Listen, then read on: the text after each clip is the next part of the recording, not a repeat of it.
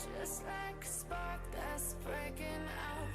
Can't make a stop, can't turn back now. We know that there's no room for doubt. No, we can't turn back now. I see danger in your eyes. They know we'll burn down the night. Coming just like the sunrise. You know that we gonna light it up. Tonight, we gonna light it up, babe. Tonight, we gonna light it up. Just like the sunrise, we gonna light it up.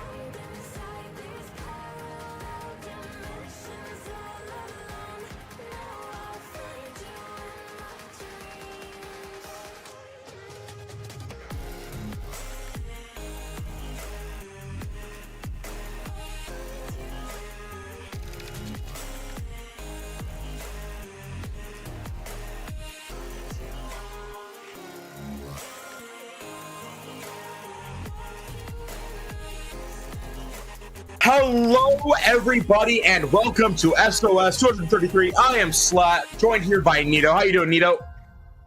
It's a wonderful day to be playing some Splatoon, so I'd say I'm doing great, and there's no better way to start what is the 233rd version of Swimmer synced in with a match against the name you may not know as much as the name you know very well. Absolutely. We've got Silent Krillers versus Lost Inklings. I'm actually really excited. Up first here, we've got Mahi Mahi Resort. For those of you who don't know, because it is, I believe it's the number 3 that's important here. The number 3 at the end. It's an all Splat Zones edition version of Swimmer Sync this week. Correct, you are, and that is that's because of all the input we've received, from outside, inside, all both ways of the community, of the competitive community, and it's always nice to see Splat Zones variants of these maps. But the best part about all this is that we are starting right on Splat Zones Mahi Mahi Resort, a community favorite, a fan favorite. And honestly, for me, I'm thinking this is a good warm-up stage, as these two teams will show for you here, kicking off Swimmer Sync 233, Silent Krillers versus Lost Inklings. Oh yeah, absolutely. I'm loving seeing what weapons we're starting off with here. It looks like Silent. Ooh, we've got a bow on the side of Silent Krillers, and heavy on the side of Lost Inklings here. As we immediately hop into the zone for the first 10 seconds.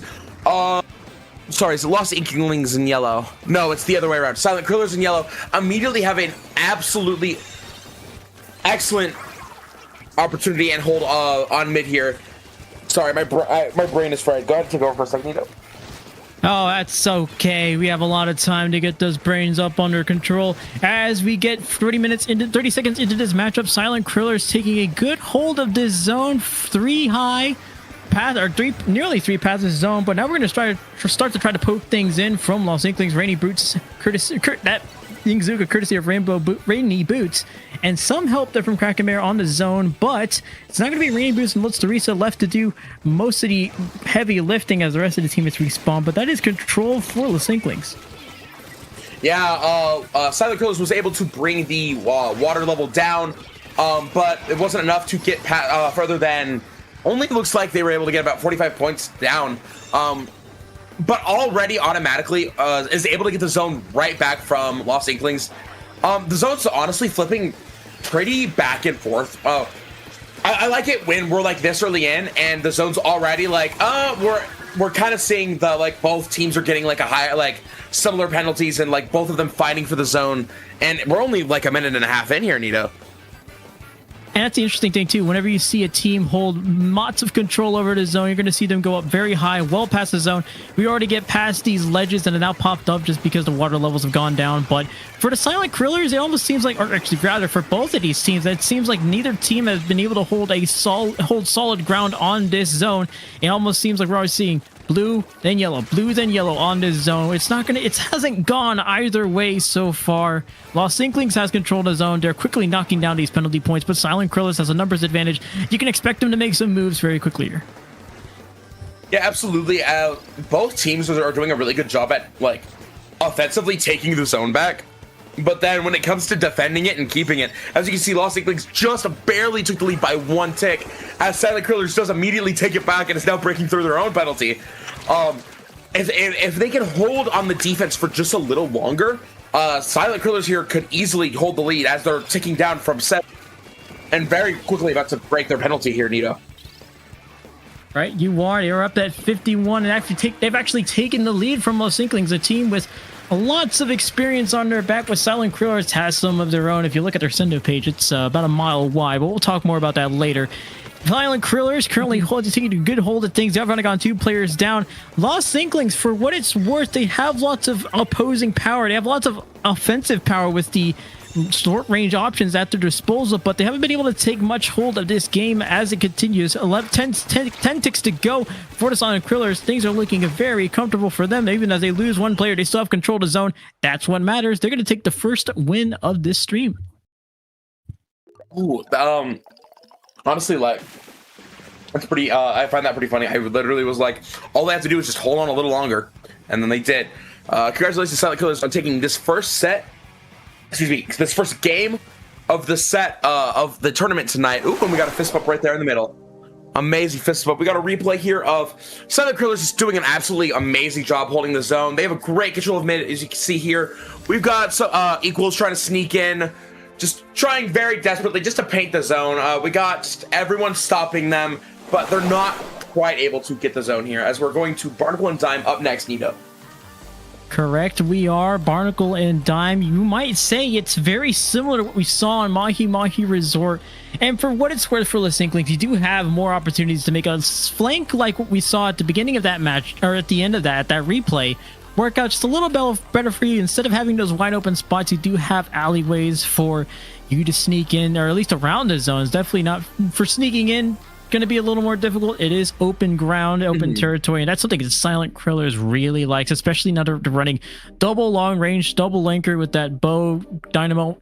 Want to see if that comes out in the second matchup, but flat, I think it's still working out fairly well for the Silent Krillers. Still looking back and forth earlier in that matchup, but I think it's going well here.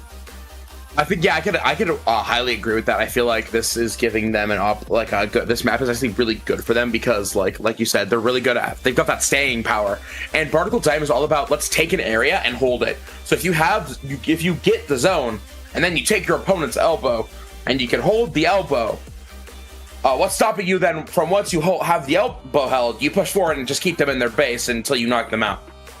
If they could just stay there, they have a pretty good opportunity to just quickly knock out and take the set very swiftly if they play their cards right here. And how those cards are played will be shown in this second matchup. We're going to Zones, Barnacle and Dime. I'm so used to seeing Clams, Barnacle and Dime. I mean, if Clam Blitz is out there, I am sorry for disappointing you. We are still running Splat Zones now until the hour of the end of this stream, because next week I'm sure is something different. But regardless, Silent Krillers, us Inklings running the same comps you saw before. Not much changes there. Not many changes there. Glad to see that for both sides. If it ain't broke, then of course don't throw more and get it. Absolutely. And Silent Krillers automatically they're taking a little bit of space, just a little bit at a time. I say that and they immediately take the zone and immediately push forward, knocking 2 down, almost 3, taking the plat. Like I said, you got to take that elbow in order to get good control. They're pushing the gal back and they take the lead with a wipeout at the same time. Only a little over 40 seconds in the game. We just barely started, Nito. What the heck? And part of that is thanks to the Dynamo and the Slosher on the side of Silent Krillers. Those are chip damage demons, except for the Dynamo. That Dynamo, you can just swing it at somebody, and I'm sure they'll explode into a puff of ink very soon. But that Slosher doing lots of work there, especially alongside that 52, contributing to what was ultimately a wipeout for Silent Krillers. Things are working beautifully for them. Lost Inklings being forced to find the opening. These ticks are quickly going down. Slat, I think things are looking very well for him. Yeah, it's absolutely just like I said. If you could just hold the zone on this map, that's just it from there. We got Rainy desperately trying to just throw a little bit of pain at the zone. Ooh, Lost Inklings in the last second. 4 ticks remaining on the board, is able to get in and take the zone, knocking Silent Krillers half down. They have got a really good hold of the zone here, Nito. All they really have to do is do what Silent Krillers just did and hold it all the way up to 3 ticks. And it's a lot of work for you, especially with what Silent Krillers has been able to bring to Lost Inklings. Those duos that they've been running, it always seems to be the Slosher with the 52, maybe the Dynamo with the 52, Dynamo with the Slosher. Anything to help contribute to this chip damage. It almost seems like they're cleaning each other up. They're cleaning each other up, but you almost never see that in a team setting, because anytime you work with a team, I remember from my cross-country days, teams suck at cleaning up for one another. So Crankin comes in with the splat. One of them falls into the water. Unlike most regular pools that humans use, squids will not want to do that. But Silent Krillers takes control of the zone once more. Yeah, absolutely. But Lost Inklings did a really good job getting all the way down to 23 ticks remaining, and with the game being just about halfway over, they're not counted out just yet. All they really have to do is get these picks. We see the killer whale come out from the side of Lost Inklings, as Squirt here desperately tries to just keep that elbow held. We see the Zuka come out trying to desperately get picks. We see specials coming out left, right, and the zone really just flipping back and forth like we were saying earlier here. Left to right, not quite center, because that wave breaker quickly went out of commission. after it's popping, but Los Inklings still contesting the zone. Nothing solid yet. They do maintain control of the zone. Crankin attempting to find something with these killer whales. Does find something with those Crankin whales. Can they find something with a brush as well? Maybe not today, but Los Inklings still holding on to the zone. At least now it does seem a little more solid for him. Still heavily contested by Silent Krillers. But if they can take care of this 52 gal, things open up for him. But if Silent Krillers still has this 52 gal, and things open up very well for him, especially with 2 picks on the round. Lost Equals getting a bit of trouble. Does actually survive this fight. As only one player from Silent Krillers left to hold on to this lead that they do not hold on to. Los Inklings making me run out of words near the end there, but luckily closes the game. Wow, making it a 1-1 set off the bat. Just amazing. Amazing match immediately right off the bat. I love that our first set is immediately we're playing all 3 of our first best of 3 here. Lost Inklings, they did a really good job there, especially towards the end, like painting over those strikes in the zone, stopping that dynamo in that alley there from getting any further. Everyone towards the end went down, but all that matters is they got the zone painted and took the lead, even ending with a little bit of a knockout with a little under a minute 30 seconds left on the board. And so with that, we go to our first game 3 of the night. Splat Zones and Mako Mart is where that game 3 will be held in Slat.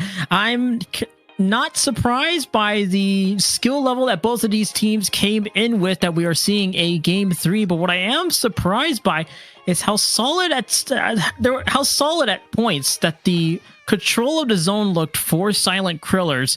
Lost Inklings, however, were able to whittle that down throughout the course of the matchup, down to 4 points remaining, and when it counted, they found the picks, they found 3 players down on the side of Silent Krillers, and things looked very good for them.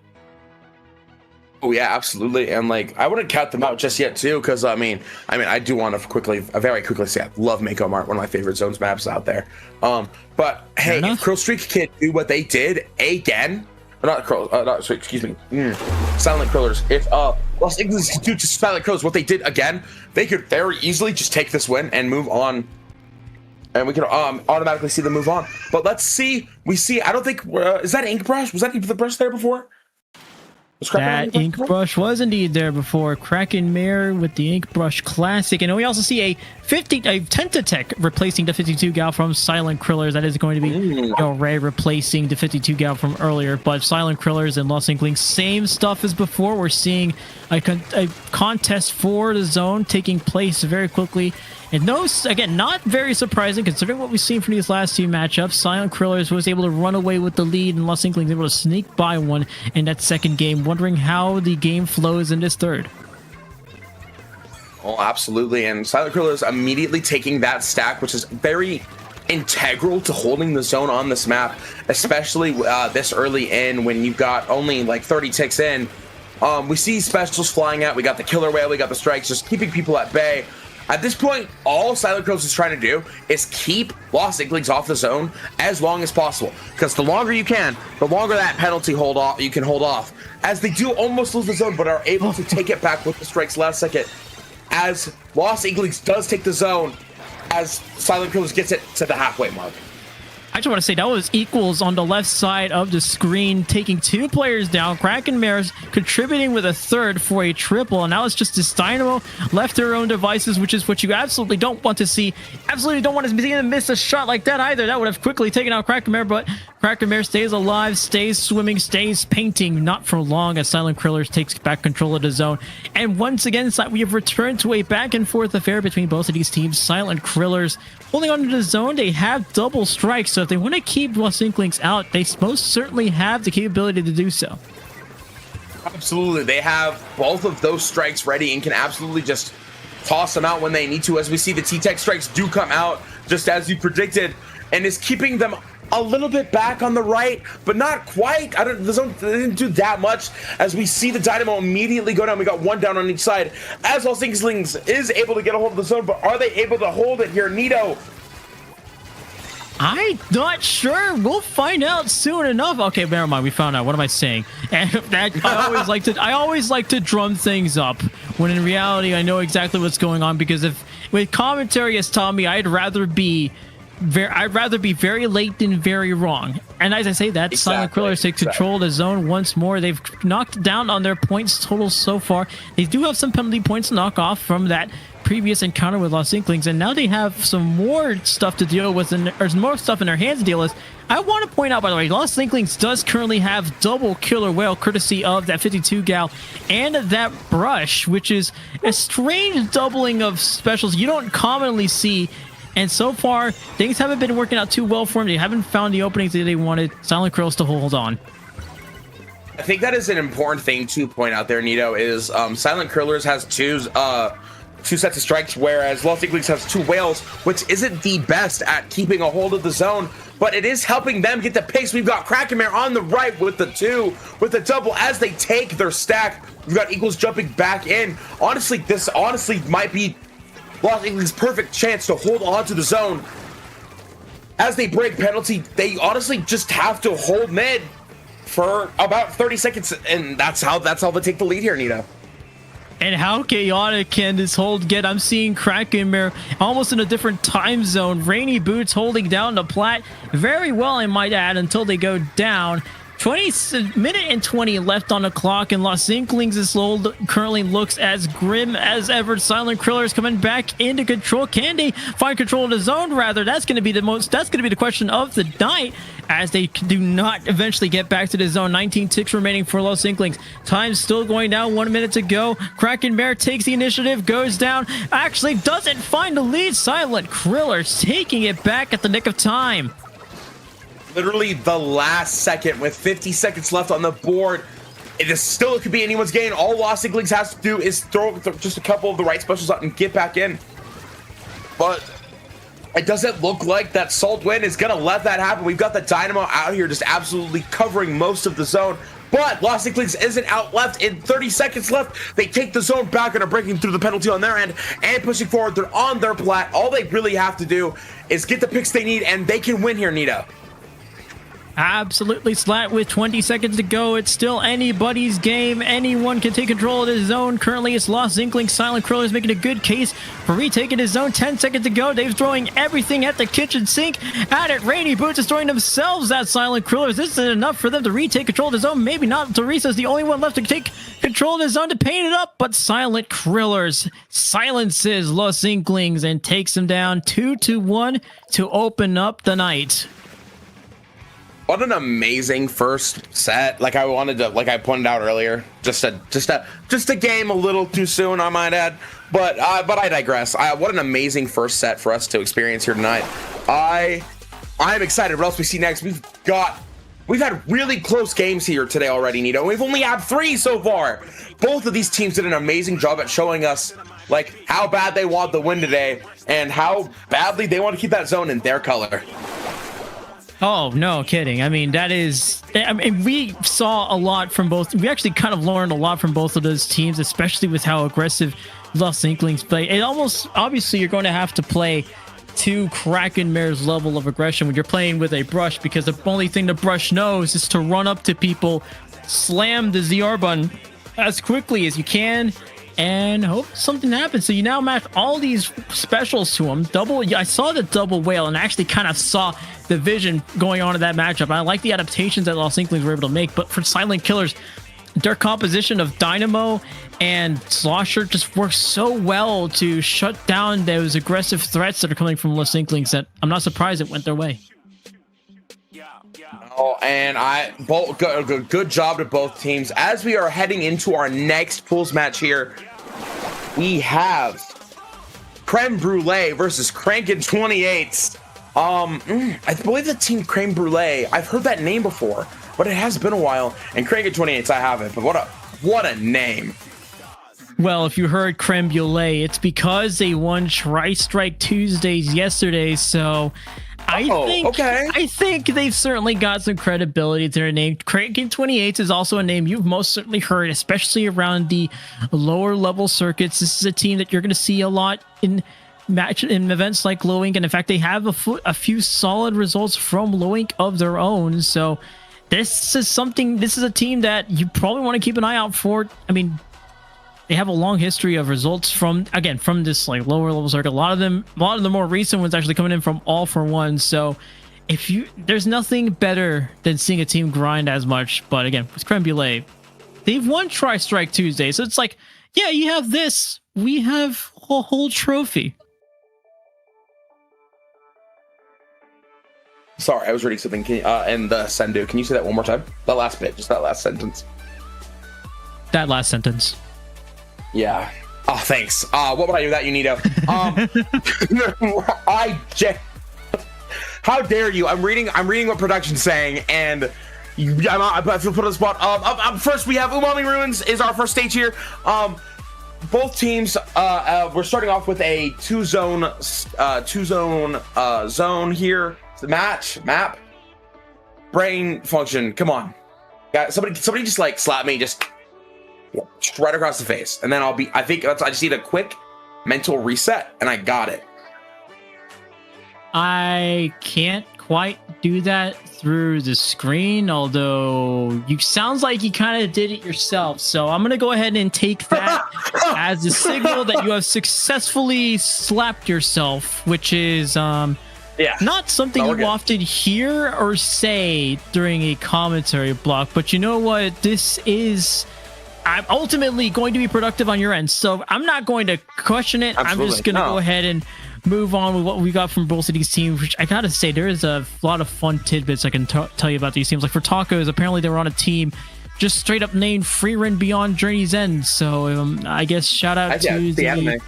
Yeah, shout out to the series. I think it's a great one, by the way. I do want to say. So I think having these shout outs is fine. Having these little fun tidbits to pick out from any of these teams is also wonderful. But if you want to know more about these teams in the immediate history, Creme Brulee won against Game & Watch. Crankin 28s lost 2-0 against Random Kids. That win against Game & Watch from Creme Brulee, by the way, was a 2-0 win. So now we're both coming in with a 1-0 or 0-1 result. And now you've got a nice spot. 1-0 is a nice spot to be in, but ultimately you want to go 2-0. And for 2-0, this is going to be a place to start.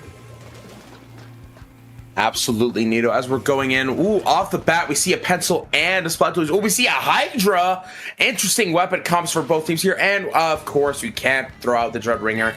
I love both comps here. I can't wait to see what both teams do to it, as we got both teams immediately on each zone. Now, honestly, Creme Brulee immediately takes control and gets 2 ticks in and is immediately in control of the zone within the first 15 seconds of the match, Nito. I gotta be honest, one time I look up and immediately I see 2 people on each zone, and it almost looks like there's 2 dualies there, which I would have loved to have seen coming out from Creme Brulee, but instead they're going to go for a more conventional composition. Crankin 28 sees them bring out the Hydra, which is an anchor weapon you don't see come out as much, particularly because it's a little slower than what you might expect and might not deal with a 2v1, just like Crankin 28's learned very quickly on the onset of that fight. But with this crab coming out, Creme Brulee is in a wonderful spot. Look at how they're positioned. They had that 52 gal well up in enemy territory with a crab right behind them. Things are looking very well for them. Absolutely. If they could just hold that silo and just keep the zone, like I've been talking, this zones honestly is one of those maps where if you can hold space and just keep them out away from the zone, you can basically win. We see Toons just trying to sneak in with that Zipcaster, is unsuccessful. Though, with 14 ticks left, they are able to get not one, but both zones, putting Creme Brulee in a penalty about 2 minutes into the game here. And things have changed very drastically for Creme Brulee. Crankin 28 is now coming in very quickly, and might I add, very aggressively, almost taking the same positions that Creme Brulee did. In fact, Crankin 28 has their 52 gal nearly the exact same spot that Creme Brulee has, if not a little bit more forward. And I'm actually kind of surprised by that, but how well Creme Brulee was holding on to their own zone. Crankin 28 has taken their own positions, almost the same ones as Creme Brulee. With the Zipcaster at it, I think there's more danger for him. Crankin 28, I want to say they look like they're in a good spot, but the last time I said that, Creme Brulee went 3 down, but I didn't see them wipe out just like Crankin 28 did just then. Absolutely, and honestly, a good lead here. No specials out on the side of Crankin 28, so it's going to be hard for them to get back in, but it is okay because they have a bit of a penalty they have to dig through. It doesn't matter. We see the Splat Dualies go immediately. The Splat Dualies go immediately down, and aren't quite able to push forward anymore. We see the Booyah Bomb go out on the side of the right zone. All they really have to do is push forward, but they can't keep enough people up in order to take the zone here, Nito. And most people will tell you that numbers, advantages, and disadvantages and neutral spots are pretty important to competitive Splatoon, something we are learning in very quickly as the match progresses. We are now halfway into the matchup. The Zipcaster has come out from Crankin 28. We haven't seen too much action from that Zipcaster. We haven't seen too much come out of it. Crankin 28, seeing the effects of that as Tunes is quickly picked off after recall. Crankin 28 still looking for something, anything to get themselves back in zone control. Creme Brulee is holding on to these very well, especially after added pressure. Creme Brulee has controlled the zone once more, and they are quickly knocking down these penalty points. There is a reason that they did win Tri-Strike Tuesday yesterday here, Nito. And as you say that, they have 5 ticks remaining. All they have to do is hold this zone with 1 minute 8 seconds left. They take the first game here, 1-0. To a really good first game, in my opinion. Crankin 28s, I wouldn't count them out just yet because they did a really good job at holding the zone when they had it and pushing when they didn't. But Creme Brulee did an amazing job here, Nito, at just showing their strong stopping power and how easy it is for them to take back the zone. One thing I want to see more from Crankin 28 is that Zipcaster. It is such a niche pick that whenever it does come out, you either see it work very well or you see it not work as well at all. Unfortunately for Crankin 28, that was the case for him. Tunes just wasn't able to get anything out of that. No picks, no threats to Creme Brulee.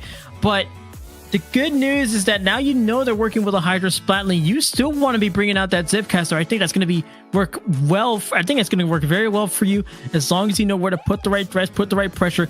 You have a great backup cast right next to you as well with the Killer Whale from the 52 and how aggressive that 52 Yao was playing. Things were working. Things were looking up for what Crankin 28 were able to bring out to game 1. Creme Brulee obviously able to get the better end of that matchup, but now we're going to move on to Splat Zones, Roman Robin. The game was more verticality. Oh, wait, we jumped right back into it. Both of these teams are ready to play and get back in. Let's see if we've got any swaps here. Ooh, nothing on the side of Creme Brulee. Is that stamper? Did Tunes have that stamper before? That was the original vanilla stamper that they had. It's now a sticker stamp. So now we're swapping over to the Booyah Bomb. And I might add, that is the Torrent Hydra. That is going to be the one with the bubble as well. So Crankin 28, once they get into position, they're going to be absolutely deadly with this bubble. But for Creme Brulee, they're saying, oh, well, you're not going to get an opportunity to use that bubble. As far as we know, we're just going to send things your way immediately. We're like the United States Postal Service, except we bring nothing but ink and pain towards you. So Creme Brulee doing exactly that with that that Reef Slider. Absolutely, and an amazing Reef Slider it was. I mean, Creme Brulee honestly I was going to say needs to keep them out, but that Booyah Bomb does come in, giving Crankin 28 the perfect opportunity to try to capitalize off the paint. But as you can see, Creme Brulee just immediately sweeps right over it with their amazing paint output. And they don't even need specials at this moment to keep Crankin 28's back. Even though, as I say that, they do go immediately 2 down, but are still doing a great job holding the zone. With 15 ticks remaining, just barely going over the minute mark here. If Creme Brulee can just hold the zone, that's it. The set will just be over, just like that. And the set over is the correct. We're looking at Neo already dancing, going in circles. You might as well celebrate what has been a excellent best of 2 set for you. Creme Brulee cruising into the victory, especially on that game 2. That looked like it. No, I almost defaulted to look like it could have gone either way. Let's be honest. Creme Brulee dominated that one from start to finish. And it was all thanks to how open and how quick they were at the beginning there. They just swam right up to opposing territory, said, you know what, we're going to pop everything. We're going to throw everything at you, everything, the kitchen sink, as well as the entire kitchen. So there's nothing that Crankin 28 can do. I kind of surprised that Crankin 28 opted for a slower composition there. You did have the Booyah Bomb. You did have the bubbler there, especially with what Creme Brulee was running. Ultimately doesn't work out too well in their favor, but Creme Brulee coming in 2-0. Absolutely, they did a really, really good job at showing that they're like I said, they're incredible stopping power. They did really good at when they needed to take the zone. It was theirs, and they held it. I'm excited to see. I'm not gonna lie. After my block, I'm gonna sneak back into the stream and grab some popcorn and keep an eye on the Creme Brulee. I want to see how far they make it tonight. Oh, and there's many storylines to take place. Do keep an eye on from SOS. We already had one coming out from Silent Krillers. Lost Inklings bringing in Crankin for their roster, or into their roster for, I'm guessing, a nice little adventure through Swimmer's Sink. As far as non-important storylines go, I do want to point out the name of the third-seeded team in this tournament, currently going by. Oh, that is a horrifying name. I'm not actually going to say that in the stream. I'm pretty sure it's somebody's Bitcoin wallet or whatever. Moving on. Oh, that's the name side. That's the name side of things. But as far as everything else goes, it seems like everything's working out as well as it should, except for Meow Meow, the 17th seed, losing to the Paranoid Android. Seems to be a reference to some sort of song from some sort of team called Radiohead. But yeah, there's a name I was talking about. It's currently on the screen. It is a terrifying mess of letters, numbers, and signs. Whoever wrote that, I am terrified by what currently goes on in your brain. Nito, I'm gonna be brave and say, usually as a commentator, I could be creative and come up and figure out how to pronounce something. No.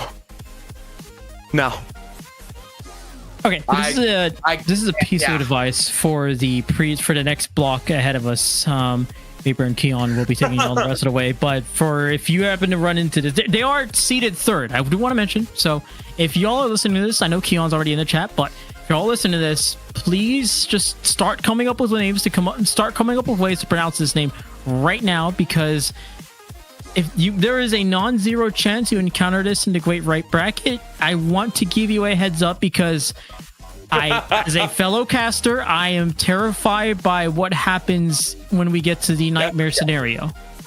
Caster to caster here. Let me lay it out for you. What?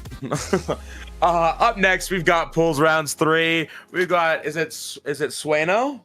Please, anybody correct me if I'm saying that wrong. One more time. Sueno. Correct. We've got Sueno Impossible versus the Cafeteria. We're gonna go to Imposible. Thank you. Shout out Piper for letting me know to say that correctly. I appreciate it.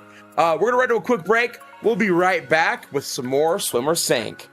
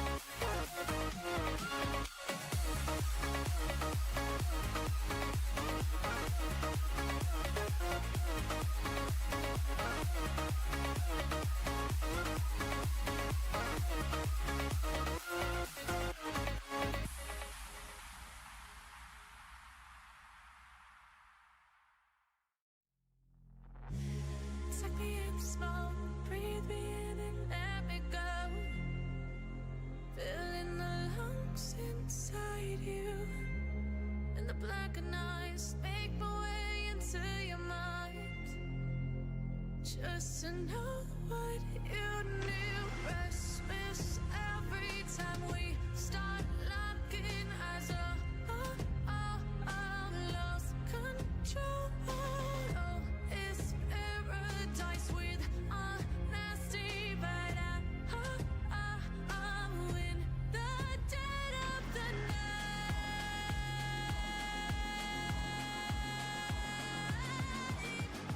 Let the darkness take control.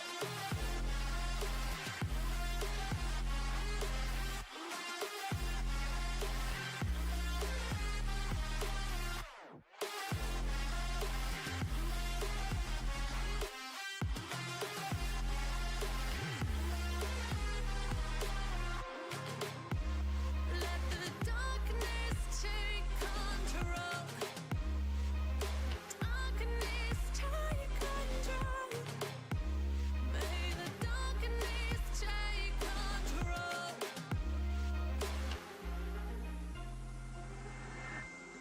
Take me in the smoke, breathe me in and let me go. Sink to your heart to find you. Open up your eyes till you're blinded by the lies, so you can see what you do. Restless every time we start locking eyes. Lost control. Oh, it's paradise with honesty, but I'm in the dead of the night.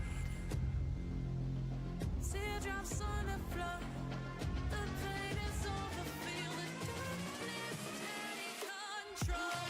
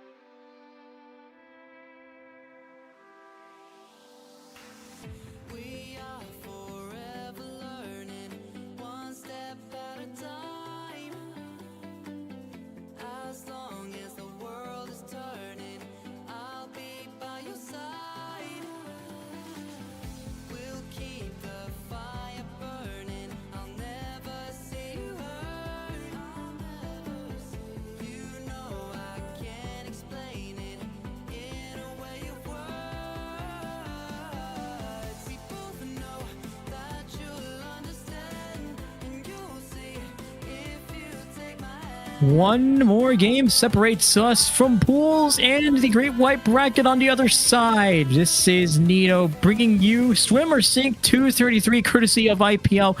With me is Slat, and with us is Sueno Imposible versus the Cafeteria. Two teams, Slat, that once you go up to this upper echelon of competitive Splatoon, you will know these names and these players very well. Exactly, and I'm excited to see once again some more wonderful Splat Zones gameplay. Oh, sorry. Apparently the energy drink wasn't more powerful than Neon, unfortunately. Happens.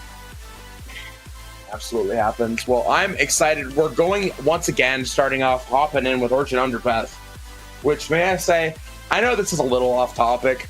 I realized today that I hadn't played the Clamblitz version of Urchin Underpass yet, and until this like a couple hours ago. Why is it like that?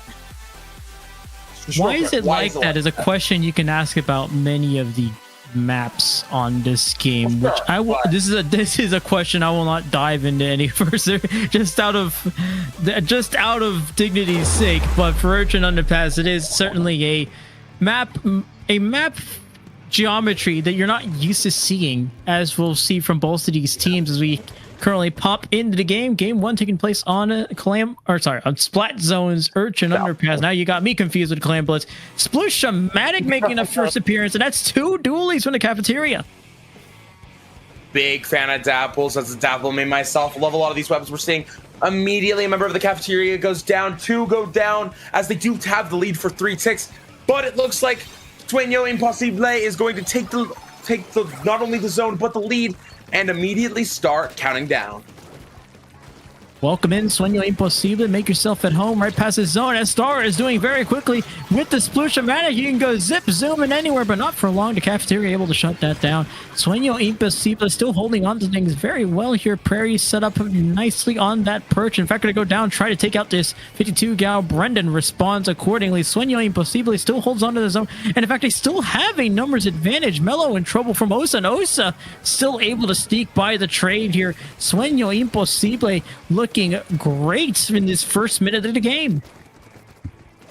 Absolutely. And I do want to point out, I'm loving the comps I'm seeing more recently. I love how we're trying new things. I will say, for Sueno Imposible, I've never seen a comp like this before. The Zimmy with the bucket and the petrol to sploosh, just an interesting comp, and it's working in their favor. The Cafeteria is just now able to take the zone and break penalty, but not for long, as Sueno Imposible immediately takes the zone back and starts breaking that penalty down once again. Shred things down. The Cafeteria only able to buy themselves extra time. Sueno Imposible, we saw them go down to 11 remaining. We may well see them shred down these penalty points with the same ease, but the Cafeteria, they know a little bit more about Sueno Imposible. They know what to bring out to this team, and they're starting to be a little more ambitious here, as we see Milky's trying to go for a flank. Mello going to follow up with the reslider, gets to pick up at least one tire, and Mello now going off for two, going off for some doubles like it's Wimbledon, even though that ended this Sunday. The World Cup final is going to end. The World Cup final is going to end the World Cup this Sunday, but this is going to quickly start this push for the Cafeteria. Sueno Imposible now the ones being left to pick things up. Absolutely, and the Cafeteria, like you said, doing a great job at. They have a good control of the zone. And you see the Sploosh here, instead of going immediately for the zone, is instead opting to go immediately to try to get some players down, so they can do a better job at getting control of the zone quicker. And it seems to be working in their favor as they knock 2 members of the Cafeteria down. But it doesn't quite matter, as the Cafeteria does hold on. As I say that, they take it. I jinxed it. And that is, well, that's why as commentators we try to at least make things late. Oh gosh, never mind. What do I need to talk about? There's still stuff going on the camera.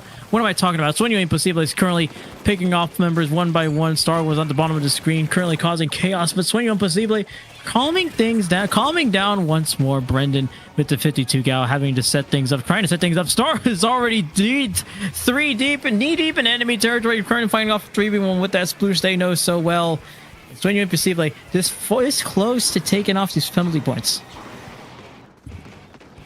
Absolutely, and as they're about to break the penalty, all they have to do is hold. But we see that, we see a slider come out last second to try to take the zone.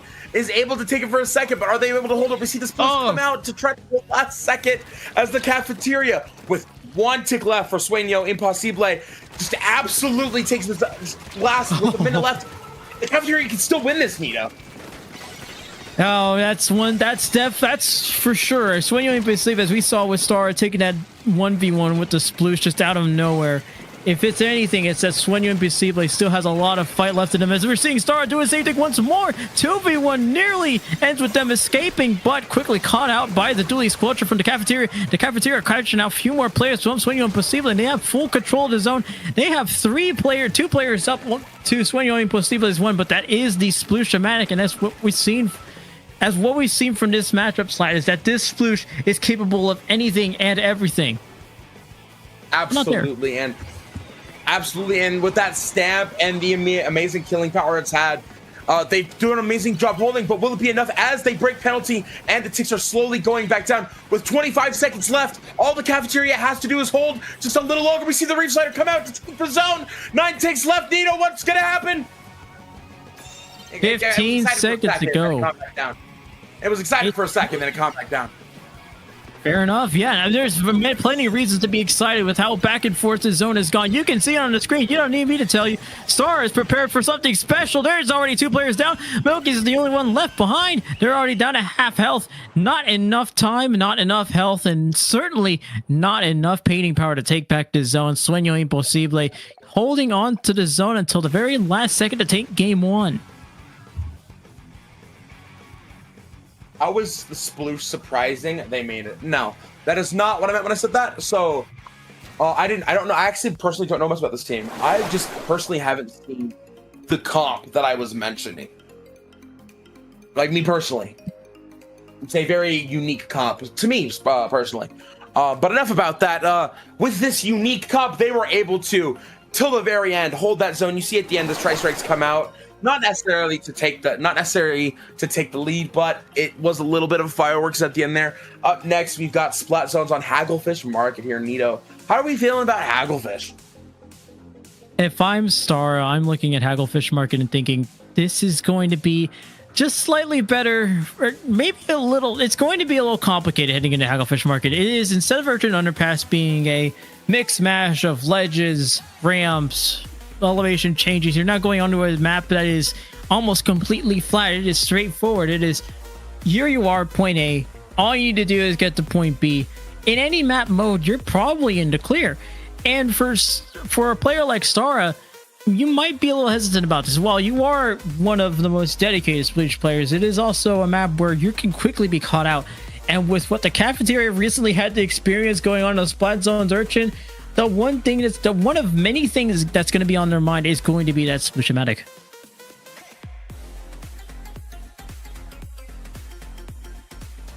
I'm sorry, Nito. I was talking to production.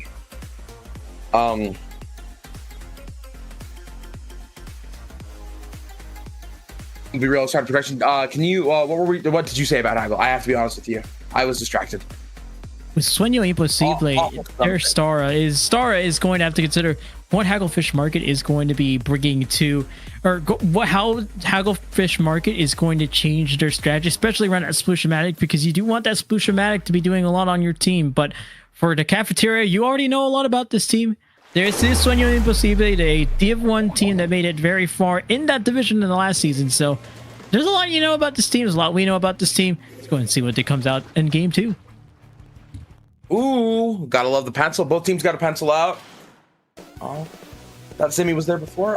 We don't have the Dapples anymore. Instead, we do have, we've got a Slosher and a 52 gal on the side of the Cafeteria. And that is the Dapple Dualies being swapped out for the 52 gal. And I did like that the Dually Squelcher continues to be a presence for the Cafeteria, especially with, again, what this map does bring for those Dually Squelchers, that you are allowed to poke at your teammates just a little bit more. So I want to see the Cafeteria use that more to their advantage. They certainly have control of the zone, not for long. 2 players going to almost go, was a third with this Dually Squelcher going to half health. Sueno Imposible gets control of the zone. An amazing first push here. Honestly, both teams have the painting power they need to push in if they can just use their specials to get in. We see the killer whale ready on the 52 gal here on Brendan. As well as we see the stamp come out from the sploosh. The sploosh does have a little bit of a jump scare there as the hammer comes out, but immediately falls back down. We see the hammer fly out, as unfortunately not able to get any picks. But Sueno Imposible still has a really strong hold on the zone here, Nita. The Cafeteria needing anything to get themselves back within touching distance of the zone. It's not going to be letting yourself get that close to the wall with a curling bomb right behind you. That's for sure, as the Cafeteria finds themselves at full strength. Sueno Imposible, though, having themselves only 2 to fend off this zone. Osa runs out of ink, has to back off. Now Star comes back in. The star of the show for Sueno Imposible might be able to get 1 pick. Actually gets to help out with 1 pick. It contributes to 1 pick, but now the Cafeteria 3 players down. Sueno Imposible holding things on very well here. Tired gonna have to back up all the way in opposing, or actually into their own territory. Sueno Imposible back on the driver's seat. Absolutely, and they may have a bit like a hefty penalty to break through, but with 3 minutes left on the board and the amount of paint control they have on the map, that is no issue for them. We do see Mello throw out the cooler to try to counter as the strikes do come out. Penalty halfway through, all they really have to do is get the picks of the paint that they need to take the zone. Are they able to do it? Almost, not quite. The specials are coming out, but not quite painting the zone or getting the picks that they need. It's a stalemate here. We got Tired going around. They break through the stalemate, able to take the zone.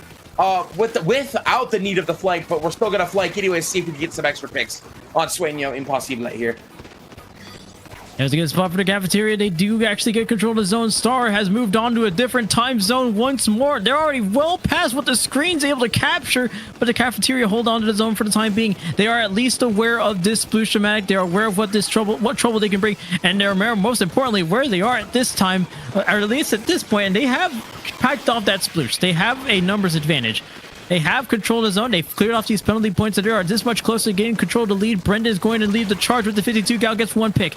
2 players going down for Sueno Imposible, and that's now 1 player down for the Cafeteria. The Cafeteria finding themselves going down as well. Mello's the only one left of the devices that can at least get off the trade. There's a lead now for the Cafeteria. They may not be able to get a KO victory here because Sueno Imposible is able to take control once more, but they have the lead, and that is great news for the Cafeteria. Absolutely, and they have a decent lead. Yeah, they have a pretty hefty penalty they have to break through, but you don't need a knockout in order to win here. With 1:36 left on the board, if they could just hit that zone back and keep it from Sueno Imposible from breaking that penalty, that's all they have to do in order to win here. But will it be enough? Last second, I don't know. Let's find out. We see the hammer come out, immediately gets punished by Mickey's. The pencil is trying its best to stop the flank from happening. The dualies coming in from behind. Sueno Imposible is able to take the lead and knockout, taking this set 2-0, finishing up our pools. Nada es imposible para Sueno Imposible. Nothing's impossible for him. They've gotten 2-0 against a very strong team in the Cafeteria. Ultimately, this Cafeteria is going to need a large cleanup because of the fights that took place, especially in Game 2, how much that zone went back and forth. Sueno Imposible, though, taking the 2-0 victory over against the Cafeteria. Once again, amazing sets that we've been seeing today. Ooh, spicy mustard. LARPing is low on that. All right. But amazing sets. The Cafeteria did do a good job towards the end there. Since it is pools, hey, they're not out of it yet. Maybe they can, whatever bracket they're placed in, I hope they're able to climb, because they were able to take that zone back many times, but it wasn't quite enough, unfortunately. And for Sueno Imposible, that is a perfect 3-0 record. You'll be earning yourself a spot in the Great White Bracket. Again, this is also off topic. I gotta mention the team name, LARPing as low level, which is a bit of brutal honesty, if I might add. You guys come up with interesting names. I gotta break character for a second and say you guys are very creative with y'all's names. LARPing as low level is something that, okay, it's definitely something. I'll say it. Of all the names I've ever read, that's definitely one of them. But regardless, Sueno Imposible 3-0 in this group. The Cafeteria gonna have to leave content with 2-1.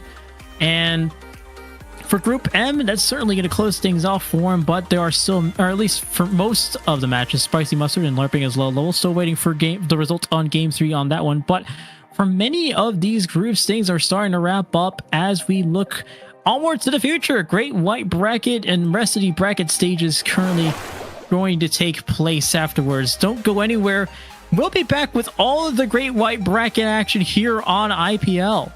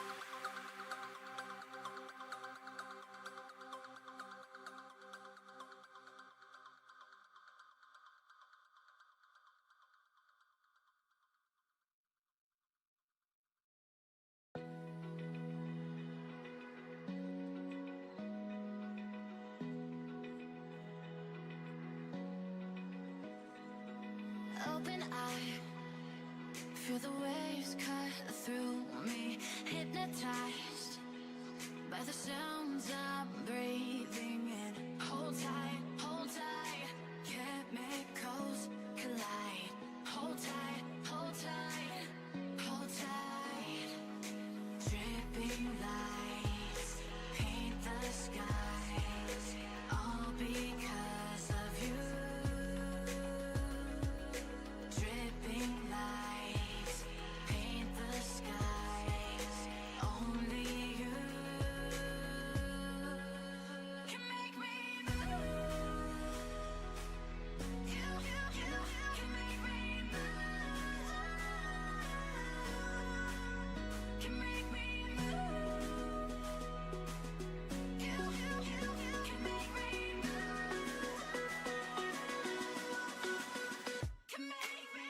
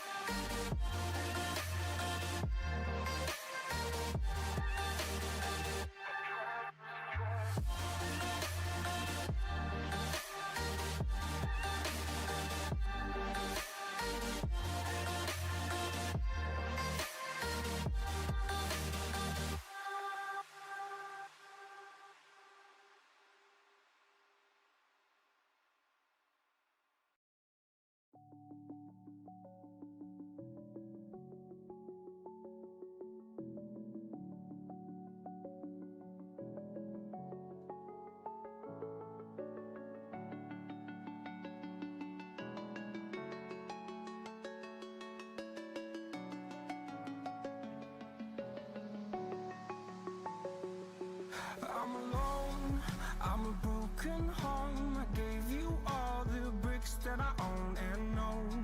I'm letting go. I'm breaking these walls down, breaking these walls down. If you want adventure, then fly to home. But if you wanna travel, then go alone. Yeah, what's the point in us if I never know? Yeah, if you're gonna leave, I'ma let you go.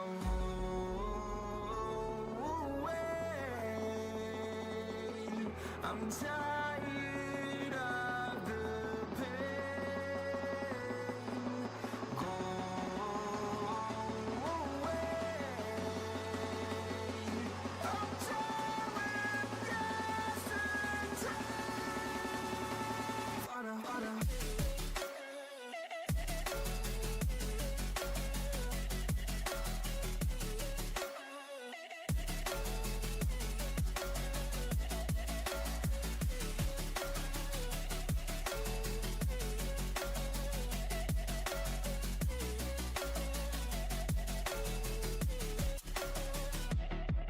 I fell where my demons dwell. My own little nightmare, I call it hell. Oh well, it's time to get back up.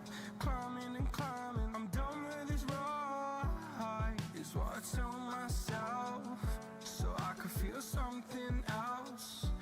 Yeah, I guess I had my bad days, but it doesn't mean I lost my style. Darling, where were you when my heart was on the ground? I thought time would prove that you would stick around. I guess time stands still, a king without his crown. Now I'm breaking and you're faking, girl. You never made a sound.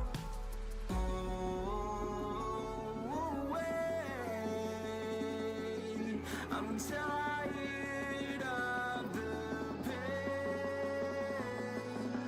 Go away. I'm tired of guessing time.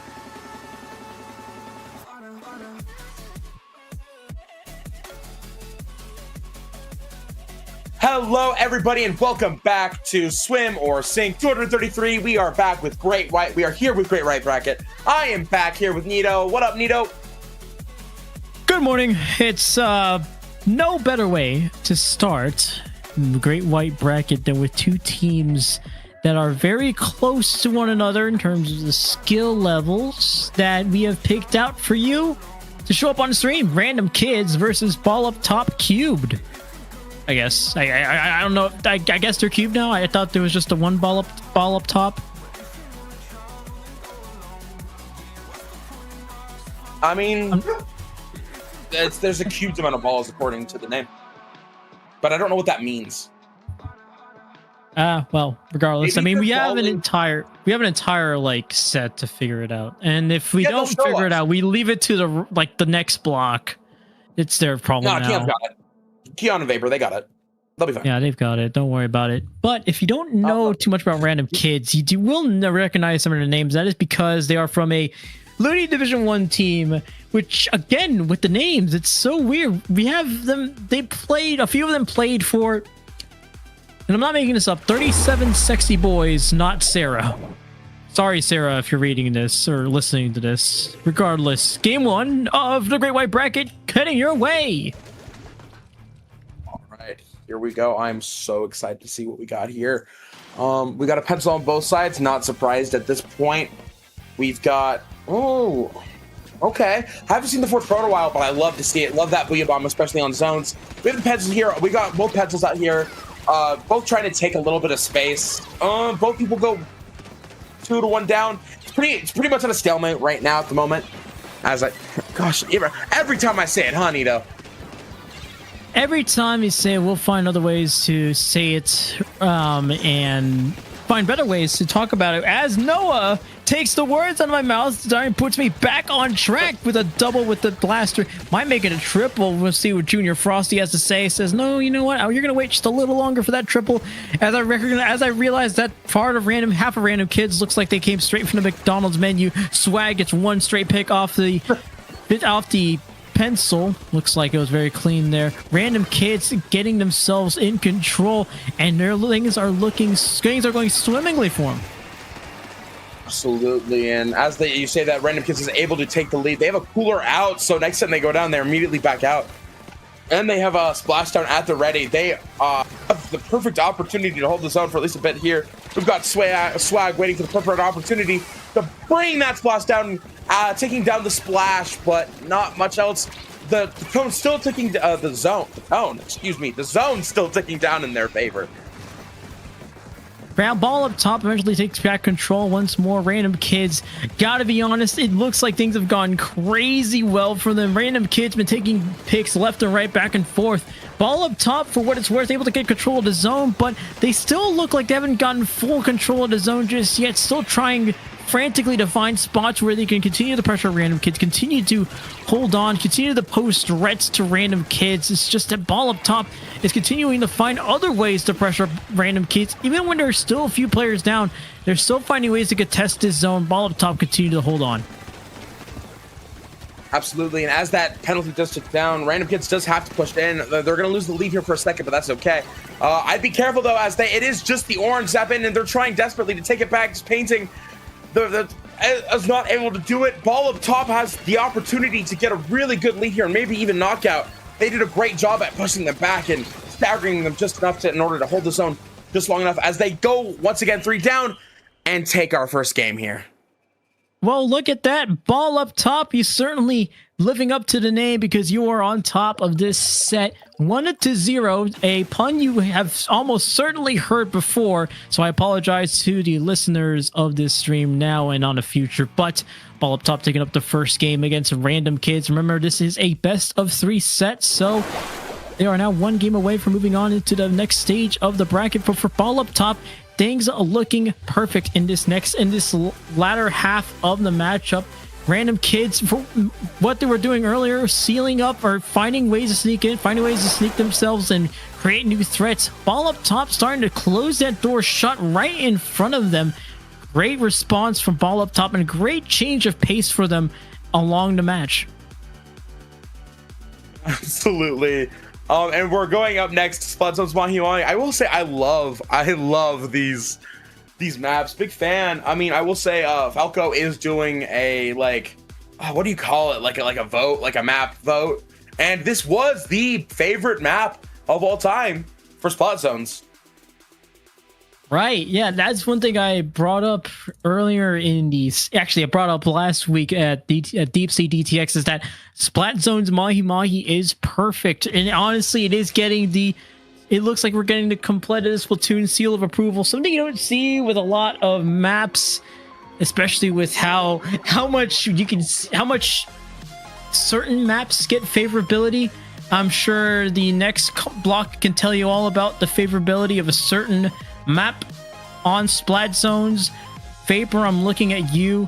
Do not take that opportunity to talk about and peddle Triggerfish. Anyway, Splat Zones Mahi Mahi Resort, great spot for both of these teams. For Ball up top, gives you a lot more. Actually, for both of these teams, going to give them a lot more room. I want to see how their strategies. Just want to see how their weapons adjust as well, because now you're going to be given a lot more room. You're certainly using a lot of it in that first game. Let's see how it comes up in the second. Absolutely, and both teams have a perfect opportunity to do just so. Wow, I was wondering why you said half the McDonald's menu, and I was like, oh, right, McChicken fillet of fish. Phenomenal. Oh, we have got a Nautilus on the side of Random Kids over here, and it looks like Ball up top Cube has stayed relatively the same for their comp. That Nautilus has been dangerous for Random Kids. We've seen Swag take up many numbers, take up many names with that Nautilus. But again, for Random Kids, more of the same. Super Jump Zap and weapon you don't see as often in the competitive scene. But for Ball up top, most of the same. They have taken back control of the zone. They've taken back the lead. They've taken the lead of this game for the first time in this matchup. 2 players going down for Random Kids. Ball up top, still looking for a third. Booyah coming out from Junior Frosty. This time we're taking things off the Wendy's menu as both of these teams compete. Both of these major corporations in the fast food industry compete for attention of our screens as Ball up top continue to hold on to the zone. Yeah, I was about to say, wait a minute. Wendy's and McDonald's? Crazy. Anyways, well, with that, the zone is immediately taken back by random kids. We see the chumps do an amazing job at launching out and taking the zone there. But Ball Up Top is not giving up just yet. They're immediately painting that zone back and not giving the random kids a crazy penalty, but a penalty nonetheless. We see Filet of Fish going crazy on the pencil, trying to get as many picks as they can. Dada running away, absolutely just trying to get away, is unable to, as random kids gets back the zone, but also breaks penalty here. Bit of deja vu here, Slat. Random kids looked like they were in great control throughout the first half of that previous matchup, and then Ball Up Top was able to take back the zone and give themselves enough time to seal the KO victory. So Ball Up Top looking like this looks like a similar situation for him. I'm not surprised. Look how far Junior Frosty and Mom, some sort of mother figure on the team of Ball Up Top are. As they continue to knock down these points, Anon currently trying to hold things back with this pencil. Definitely going to do more holding back now that these two players are gone. Absolutely. I will say Anon was doing a great job at just keeping a little bit of space, even with the limited amount of it. I mean, a pencil could do so much because of its range and the amount of shots that it has. Because, if you know exactly what you're dodging, the foot of the pushing power isn't always there. But it spreads paint well and can push people back enough where they did a good job and was able to get down to 14 ticks there, Nito. And that's exactly what you want. You want to force these ticks down. You want to keep forcing them to make adjustments and make moves on the fly for both of these teams. And it's worth noting that, of course, with these teams with veteran experience at the higher level, you know how to make these adjustments on the fly. You know how it's just expected that you know how to make these adjustments on the fly. But for any team in a game as fast-paced as this, things can get very frantic at any moment. And it certainly looks like it's doing so now. Junior Frosty currently dealing with a 3v1 situation. Doesn't know a quick way out of it. Gonna at least take a trade there, taking out Swag on the Nautilus. I was gonna say, that was pretty impressive from Junior Frosty there, getting the trade even at the end there. And Ball Up Top was able to, while they were holding off the zone there, get the lead because of that. So, amazing job there. As they do lose control almost immediately, but if they can hold it, they can keep pushing a little longer. With a minute and 45 seconds left on the board, we see a cooler come out. Random Kids has a bit of a penalty to break through, nothing crazy. Honestly, they just need to stay alive, which Anon is trying not to let happen. That's how we don't want to let that happen. If you're on the side of Ball Up Top, you've got a few more players down. One of them had being forced to jump out. Great stuff for Ball Up Top, and another pick from this pencil. Ball Up Top trying to close this out with a minute 20 to go. One more win sends them to the next stage of the bracket, and it's great wide, so there's a lot to play for. Junior Frosty having themselves in another 2v1 situation. This time they did not walk away with a trade. McChicken, lots of trouble.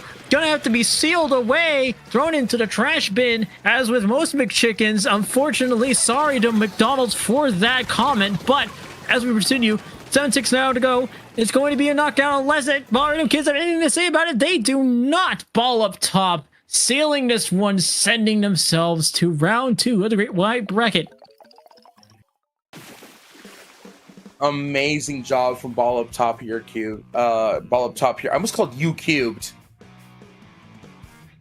Right. Anyways, amazing job for Ball Up Cubed. Immediately, I do want to point out a very strong showing that second game. Absolutely. I think it is. Yeah. Everything was working on all cylinders for them. I mean, the coordination, the teamwork. It seemed like anytime we would swap to a random player on Ball Up Top, they were moving on from one priority to another, from one target to another. It was paint zone, then we got to move on and get this one pick. For Anon, it looked like I got to just cover my teammates, put paint down. Everything looks smoothly. It's really funny because anytime I watch a team play as smoothly as they did in competitive Splatoon, although I guess by extension collegiate Splatoon, in competitive Splatoon, if you see a team play as smoothly as Ball Up Top did, things look very well for you and everything just kind of feels like it flows along. I'm sure the audience sees it as well. It just seems like everything flows along for them. That's what Ball Up Top did. That's why they're up 2-0. Absolutely. And with that, that is enough. That is it for me and Nito. We are out of here. Up next, we've got the wonderful Keon and Vapor on the mic. Nito, where can the lovely people find you? Running away from the stream because Vapor's on. But if you want to find me anywhere else, it's Nito and News, the Beast Guy. That's social, and Nito and News on Twitch in the rare occasion that you do find me. Good luck with this name, by the way. They are so screwed. And you guys can find me commentating here on IPL on other sets. And with that, we're going to get out of your hair so you can enjoy the rest of Great White. We'll see you later.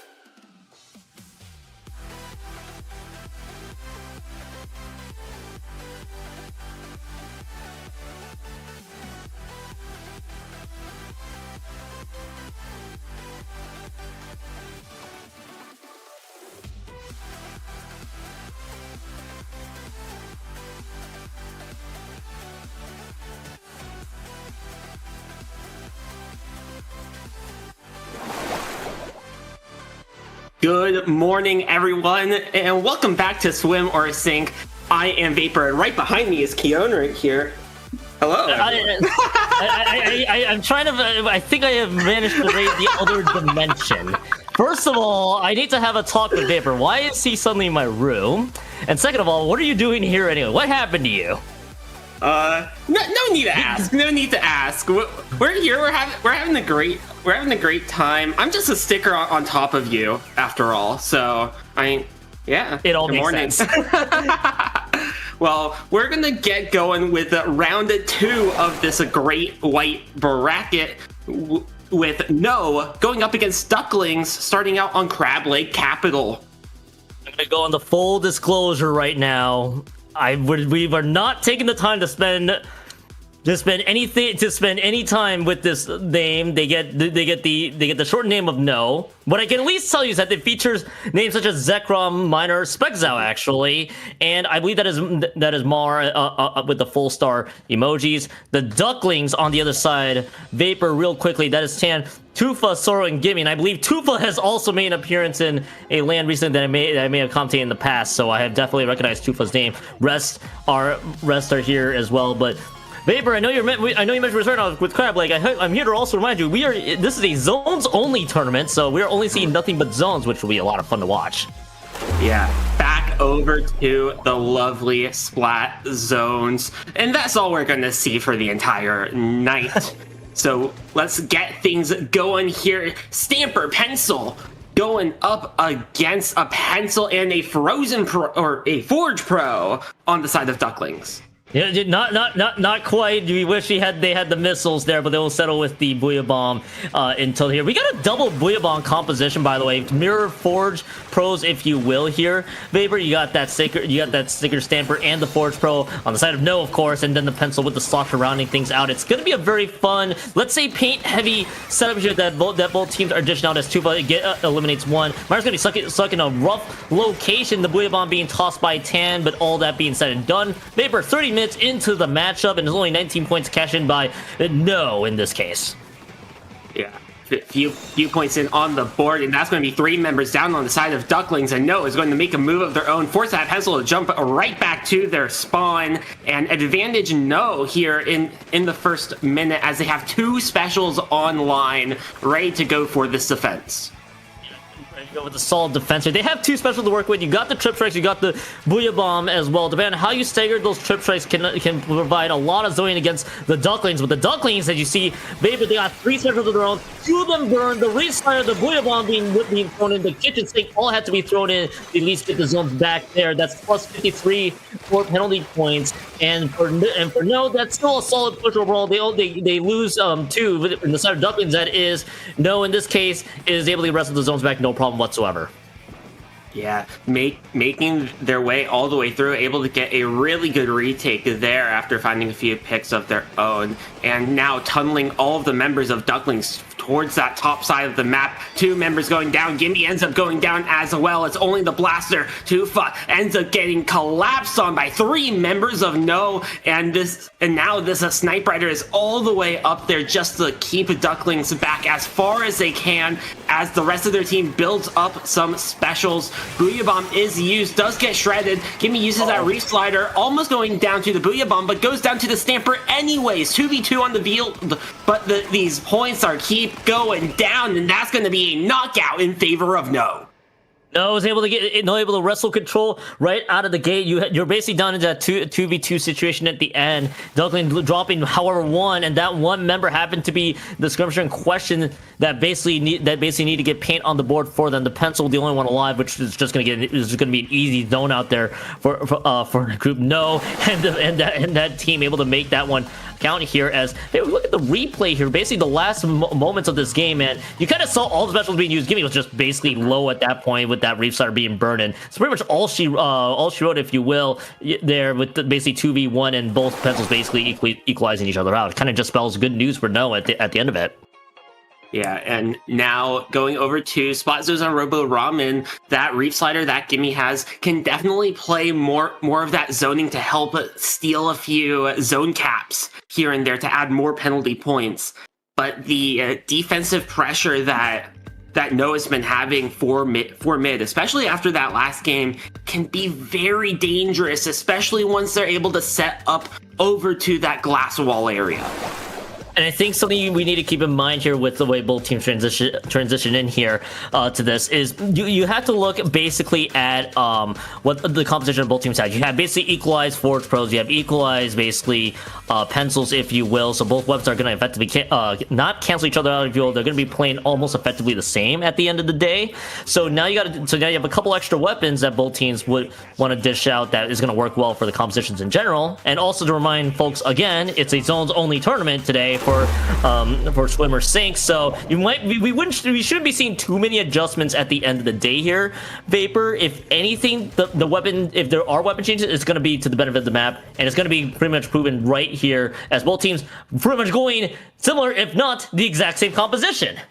Yes, same things rolling out, and it's going to be whoever is able to establish this complete control first, as Gimme's going to try to play very aggressive early on to poke out Spec. Has a little bit of help just to push Spec back, but Miner up top is going to help punish 2 members, 2 for the force to jump back out to the corner, able to find 1, but advantage No here early on. Advantage No, and you did lose that Booyah Bomb availability, if you will. So now you have Ducklings that has a special available, the triple splash on ready to go, which is going to get popped. It is not going to get capped on the zone. There however, only a couple members down there, the Forge Pros. That's the Booyah Bomb being used by that effective member is only going to be used, but to not much other than a neutralization of that zone. But Ducklings dropping 2. They just had to wrestle the zones back at the end, just get some points on the board. This could be a done deal for the zone here, as the trip strikes are being thrown into this one. And Vapor so close at the end, no able to get it back though, but still kind of close within the first minute.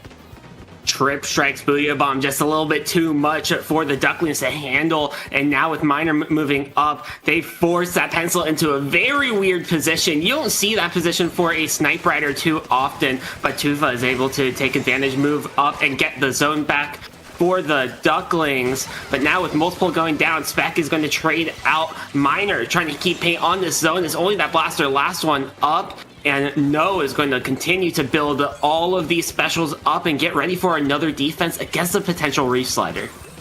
potential Reef Slider could be available, which they have available right away here from Gimme. Gimme needs to angle this Reef Slider in a way that can allow Cap of the zone, but they're Blue Bomb being thrown into this one, still holding to this Reef Slider, waiting for the right time to use it. Now it's going to be there, which will not get the pop, but we'll try to look for the skirmish. No value out of the Reef Slider whatsoever, though. Doesn't even get a pick at the end. No's able to get the zones back, no problem. And now you got Tufa able to get the pick onto Miner, but what does it cost? Another member of their own. And Vapor, no, pretty much on a tear right now. 20 points remaining. They got the wave bomb ready to go here soon. And this is just looking solid right now for Noah as we're down to 10 points left. Yeah, able to hold on to that zone with that Booyah Bomb, and all they need to do is just paint over the Blaster and the Snipe Rider. They have a Stamper, so the Blaster's out painted. Snipe Rider evens it out, and No is going to run away 2-0 here in round 2 of the Great White Bracket. Round 2 of the Great White Brackets, our Duckling needed to basically win a few fights to their advantage at the end. You saw Miner able to get some picks down in lower ground that pretty much opened the floor here for Noah to keep providing the pressure that they need. And this is pretty much the last push of the game. Yes, you did lose 2. Then there's a nice little turnaround there by the Stamper, of course, and that alone with that maneuver, Tufa not in the greatest of positions there, Vapor, at the end, just not able to find the one-on-ones, if you will, and the Sniper just kind of stuck pretty much within their own base, and that just kind of spelled disaster and pretty much GG's at the end of it. No, pretty much showing at least for today why they're able to move on to the next run. Yeah, they're able. The big thing for No there is that they were able to hold on to control of that zone, and once they got ahead, they dropped back. And when they dropped back, they stayed alive. That was the big difference between these two pushes on each side.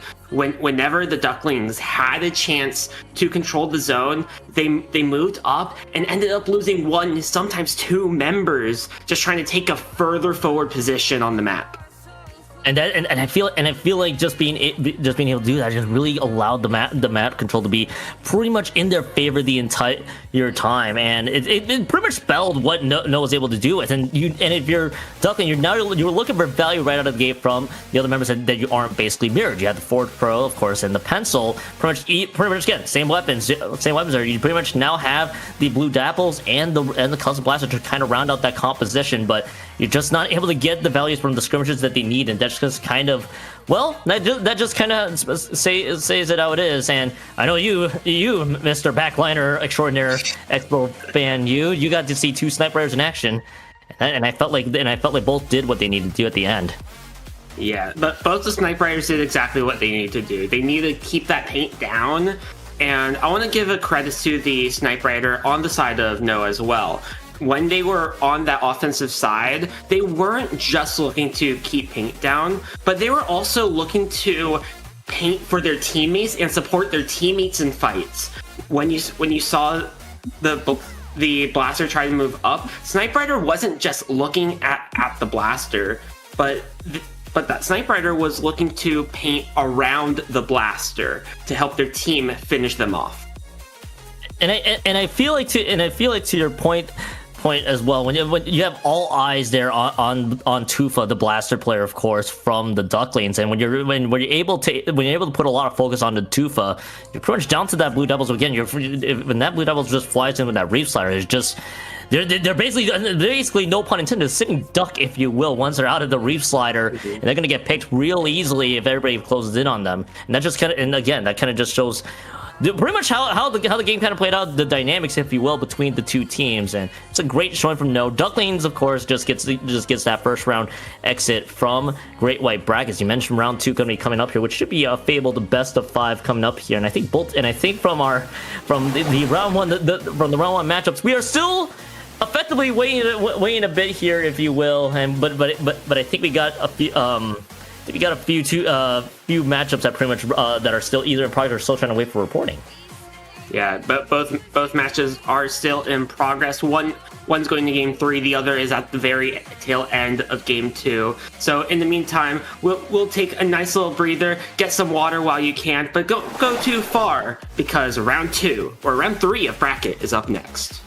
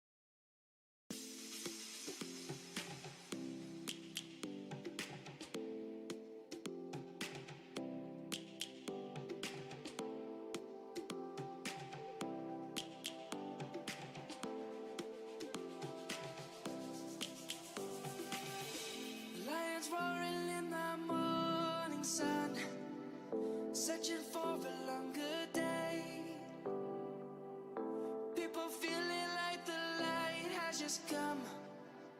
We must never stop the way. Birds jumping and I hear my name. Grass green and so alive. Life is happy but it's so insane.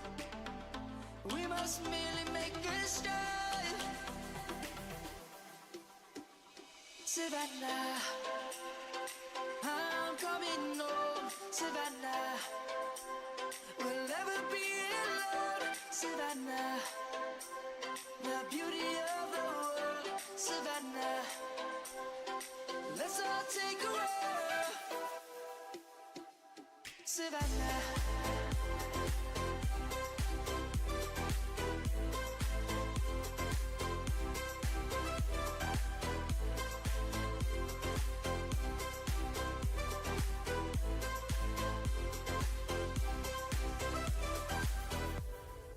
Light is gonna come.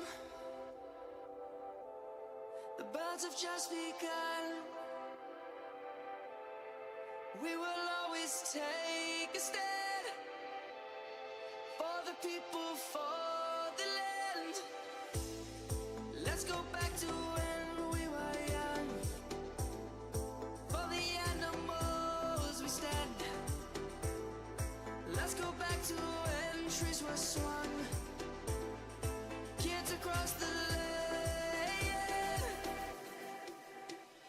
Savannah, I'm coming home. Savannah, we'll never be alone. Savannah, the beauty of the world. Savannah, let's all take a walk. Savannah, I'm coming home. Savannah, we'll never be alone. Savannah, the beauty of the world. Savannah, let's all take a walk.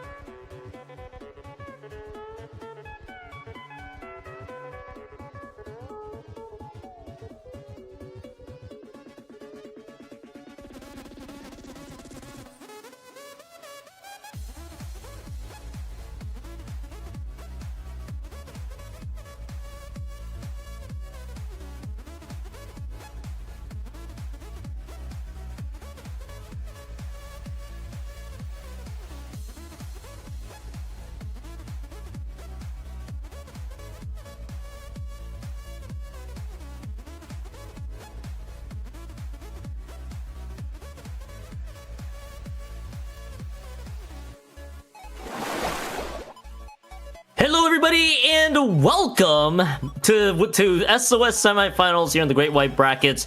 We just came out of the hydration break. I'm sure all of us are very hydrated right now.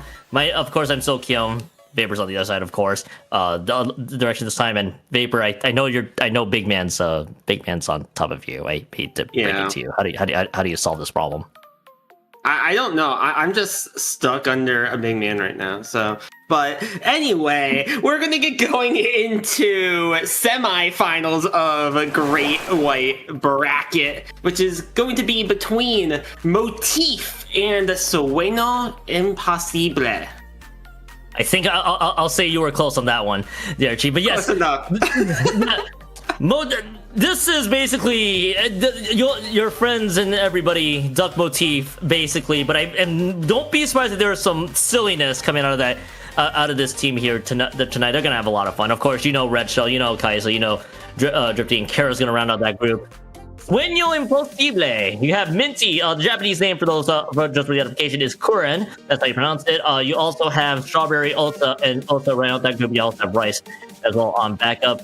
Sueno Imposible, our friends Ito and Flag got to cover them in the first in their block. We get a chance to see them, but they're up against a very tough assignment against this Duck Motif group. But I'm wondering personally, Vapor, I'm wondering to see what the idea that both teams will have, especially with what Duck Motif has in store for us today.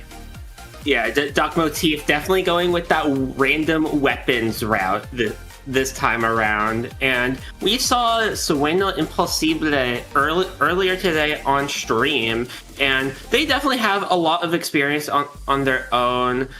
I don't have their weaponry memorized, bad caster moment, but I've seen Minty and Osa around a lot, especially in tournaments, getting some pretty good results. Yeah, no, they got some very, very good results, especially, and they will get to see them the A. Now, again, for the edification, if you guys are wondering if this is your Duck Motif of usual, this will not be Duck Motif as usual, because they're proving it to us right now why this will not be the Duck Motif of usual. And you know what's surprising though, coming into this game, Vapor? We have mirror zimmies, which I didn't even think I would see at all from what the generator brings. You do at least have the Crack-On rollers. You got a Kraken available. You got the Crab Dreadringer, and of course the heavy-headed Boo, the random weapon generator on that one. But so far, weapons that are basically pretty much as standards we saw from Sueno Imposible. They got the first strike right out of the gate here. Vapor, 25 seconds in, and Duck Motif have basically captured the point. Yeah, very aggressive with this more passive weaponry that they have, that heavy edit, giving them that Anchor Cooler option, but Vexen having this Crack-On roller is going to be really solid for them if they get that Kraken out to help displace the members of Sueno Imposible. But the opportunity for them to move back into this zone is here as they get the neutral, they get that cap, and with numbers advantage, it's going to be Sueno Imposible to take that zone and to continue a push of their own. Yeah, Sueno Imposible, with their weapon subs, they do have a lot of weapons that can work well together, but they've also been completely neutralized by Duck Motif as they get the wipeout for sure. So now they're putting themselves in a good lockup position. Now they will have to work on the fly here. Where do you want to place the bubble if you are Red Shell? You're gonna place it in a position where you can at least block the shots and allow yourself to get some openings and allow yourself to protect the front lines. What if they are to get raided by Sueno Imposible? Star trying to use the Ultra Stamp, doesn't land one, but there will be two members eliminated. Make that a delayed, so it could be the delayed wipe if they're able to take care of the heavy edit. The heavy edit's gonna run away. Prairies pops that bubble, that gets it right away as well. And Vapor, that will be the cap. The third pick, by the way, but this time it will be Star taking home that one. And Sueno Imposible gets the zone, and they're out the penalty points. Yeah, that big bubbler from that mini splatling on the side of Sueno Imposible, definitely a really good play, and that is going to allow them to take full control of this map. There's the Crab Tank out, moving with that Kraken Royale, but now that big bubbler is going to get dropped in the zone. Two members down on Sueno Imposible, but the zone is still ticking down before it finally flips out in favor of the Duck Motif. Yeah, Duck Motif able to wrestle those zones back, especially when you have basically a lineup that is a little bit more interesting. You got a lot of heavy midline setups, if you will, but if you are able to play the midline mid lines very well, you are able to get picks with that range that you have. And Star having to play a Sploosh, a very short range weapon, has to basically run up to them and see if they can get some picks of their own or even get an Ultra Stamp fine. And right now, Sueno Imposible, even with all this, is able to get the zone. Not until, of course, it was Vexen, by the way, with that crack, and able to get a double with that as well. And they're able to get the third Star drop down right into Vexen's lair. And at the end, Vapor, it is Duck Motif. They get the zones back, and they're still pushing for more. Yeah, huge crab tank right here to just make sure that they sustain control, get their team all the way back in, but they won't have any specials if Sueno Imposible decides to make a move now. Opportunity arises. There goes those triple ink strikes. Hammer and Bubbler online. There goes that tacticaler. Bubbler is going to be placed in that zone, but with 2 members down, they need to play the paint game. Vexen's behind, is able to take out the mini. It's only the Sploosh now, and they are not going to be able to outpaint 4 members of Duck Motif, and Duck Motif is going to run away with this first game. Duck Motif, now known as RW3 Motif, the random weapon picks there, and they actually weaponized the weapons they were given here. They were to great success. You're a very heavy mid-range setup, if you will, and they're able to get a lot of picks out of the way. But one thing I want to note at the very end, Vexen was left unchecked, by the way. Vexen was able to dive and push Creme way out of position, and that pretty much left them without their backlines. Prairie was just going to get collapsed upon as well. So you're down to two. Prairies was stuck having to base. Or excuse me, the other members were having to jump in to help save the game for them. Star, as you noted, you're 1 against basically 4 painters. It's going to be tough to win that one from a zones cap perspective. And Vapor, a solid showing from round 1 here. And now coming in here should be the second map here shortly. But that was a great run from Motif, and they're about to do it in Urchin. Yeah, and they are having some random weapons being shown on their stream as well, and I'm taking a nice quick peek at what these are. And oh my goodness, this is going to be a fun one. You know what? We're gonna save the suspense for all of you guys there in the audience, and that's the whole fun of it. And I'll go. I know there's a semifinals matchup. We got a best of 5 here. So I'm a huge fan of any team wanting to do whatever they can, especially if you want to have a little bit of fun. Why not roll the random weapon generator for the fun? So for those who are just getting in, we are probably going to get a roll of weapons that Duck Motif, of course, are going to be rolling here. Of course, very talented group, by the way, that's as well. So you cannot understate that, especially with their runs, especially with their tournament runs from the past couple of years. Now, if you are Sueno Imposible and you're trying to make a run against a team, you're going to realize really soon that you're going to be playing weapons that are very different across the board. So I guess, Vapor, what is the importance of trying to adjust when you have a team that is not going to stick to the same comp every match? Yeah, a team might not stick to the same comp every match, but a team sticks with the same style every match. You need to understand what is going on within the players and what are the goals of each player, and we'll definitely see that happen with a gold arrow spray and order roller on the side of Motif. Yeah. So one of the things that this is how this is gonna work out here. Now with this setup, you still have a bubble, but now it's on the form of the roller. You got 2 very, very skirmishy weapons. You got the gold spray and the V shot that can make it work. Squibber's gonna be your pseudo backline, if you will. So that's gonna be very, very interesting to see how that's all gonna play out here as we about to roll right into this one. You got Sueno Imposible basically down to 10 points remaining and still counting down. They are basically in control of the zone right now. Yeah, trying to make a move now. Kira moving through the zone, able to find one, but going down is going to be a red shell dropping in, finding a few picks of their own. That's going to be a delayed wipe right there, and Motif is able to get control back of the zone, able to take the lead back of their own with Zipcaster ready to go with this new Squiffer. Yeah, and I want to see what this new Squiffer can do, of course, with the competition that they have. They have a bubble that is ready to go. They immediately pop it. Now you have that Squiffer on online that they actually get a couple members, and it wasn't even the Squiffer review that did pretty much was everybody else. The wipeouts are going to be there, and Vapor, it's going to be an extended push, and Doug Motif might be looking for a whole lot more.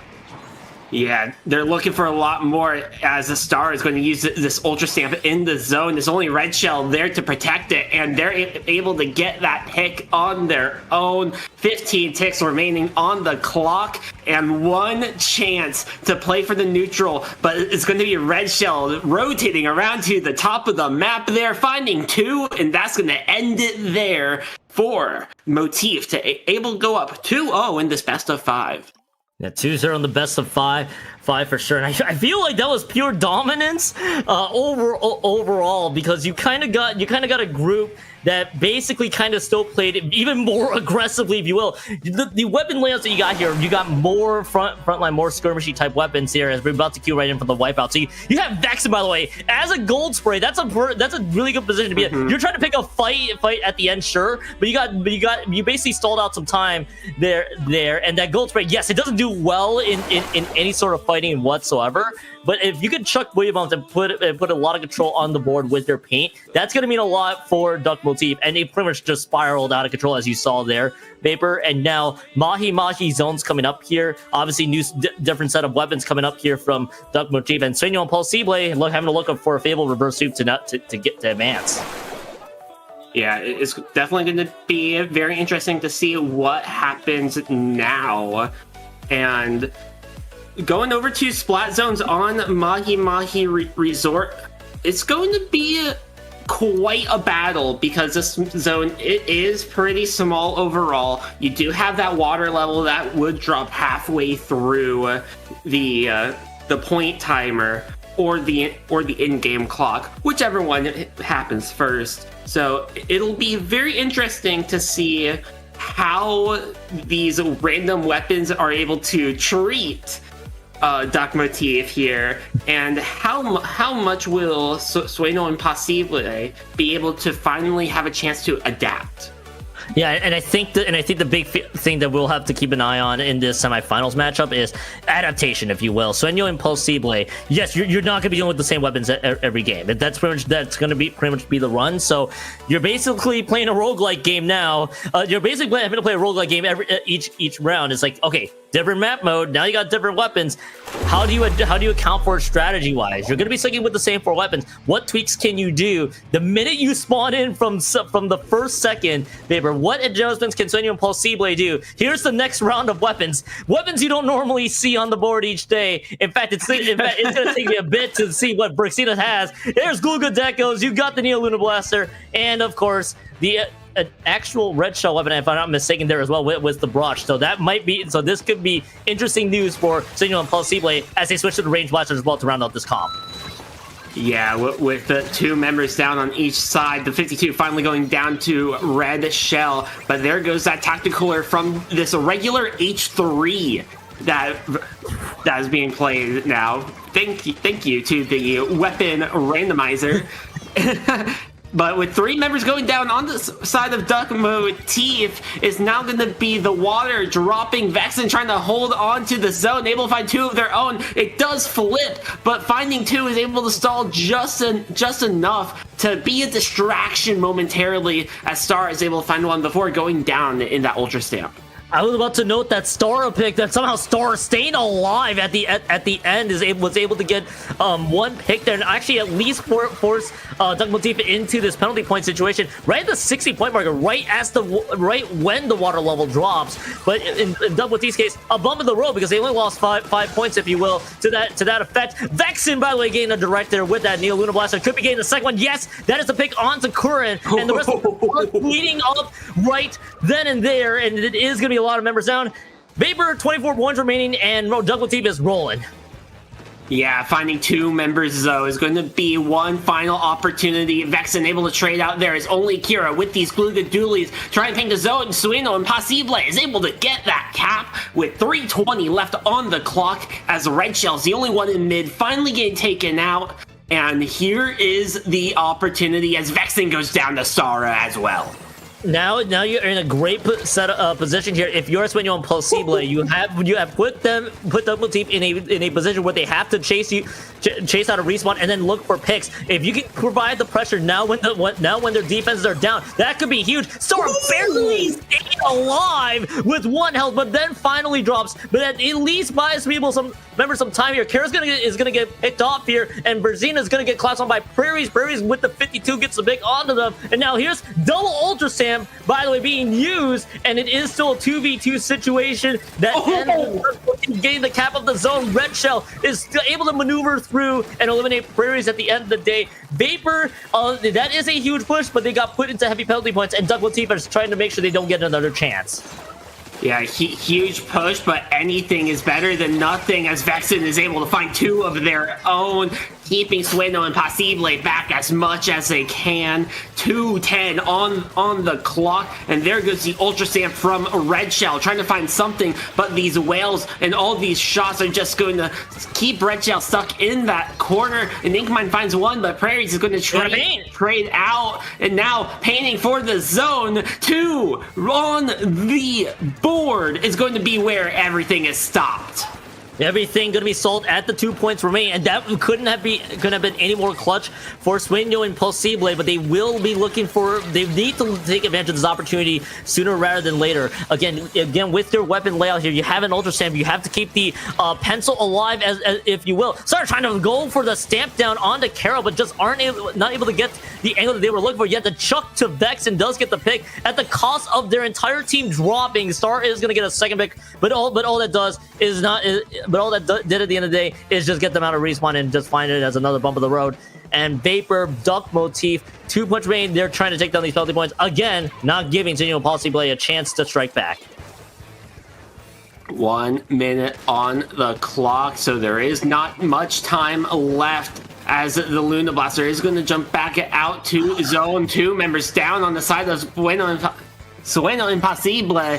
And now Stara trying to control, but not enough time on the clock as if everything will roll into a knockout. RW3 Motif will move on to Grand Finals. Praise be to the great gameplay that Duck Motif had, and again, it's a puzzle game, if you will. How does our composition work out, especially with our individual talents? RW3 Motif wants to do every match, and that was kind of I'm going to say the more fascinating double stamp comp I think I've seen in quite some time, and it's actually the most standard double stamp comp there too. You have the brush and the Neo Luna Blaster kind of providing the double stamp coverage, if you will. That was just delivering a lot of punches there to RW3 Motif, and at the end of the day, they were able to figure out their winning conditions. And Sueno and Imposible, last chance they threw out the 52, they threw out the range blaster, just couldn't get the picks that they need. Duck Motif in this case able to strike through, and we got a grand finals matchup already. RW3 Motif and Twilight Zones coming up. Yeah, Twilight Zone, Kiki, Peachy, Ray, Dark. These teams have done a lot in this scene in tournaments. Many SOS wins of their own. Many other tournament wins as well. And we're down to the final 2. But will the strength of Twilight Zone be enough to beat the random weapon generator? I feel like this Vapor. I'm so glad that we get to witness. By the way, just the loveliness of the random weapon generator that Duck Motif was at. Again, I know we've been memeing about the random weapon generator, but let's be real. Duck Motif, again, a very talented team, have been for multiple years, running solid finishes in a lot of majors, especially any league from a couple years back, and I think even in this past year too. So. Do not underestimate the fact that this team knows their stuff, and and for this edition of SOS, actually I think they did it before TR2. They used that random web generator. It felt like this is the week to do it. Now you have Twilight Zone, Kiki, Peachy, Ray, and Dark. I feel like we can just take what we saw from last semifinals and apply to this one. Adaptation is going to be the name of the game here. How do you deal with Duck Motif and basically no weapons that are ever going to be the same, especially in a zones-only tournament? And I think that's going to be the fun question we're going to have to figure out, that everybody, us and chat, is going to have to figure out. Yeah, it'll be very interesting to see what ends up happening with this one this time around, because things are definitely going to swap up a little bit here. And And a lot of these players, they all have a lot of experience with many different weapons, and it's just showing which team is the better team at this point. So we'll be starting things off on Splatzone's Mahi Mahi Resort before going over to Umami Rumens de Alfonsino as the top 3. And just for the edification, Red Shell actually it was very much a brush player, but specifically Yapto Brush has been their primary weapon of choice. So let's go. So I was not necessarily incorrect. I think they actually do play a ton of the ink brush weapons as well in their loadout. So, but that's not entirely the point.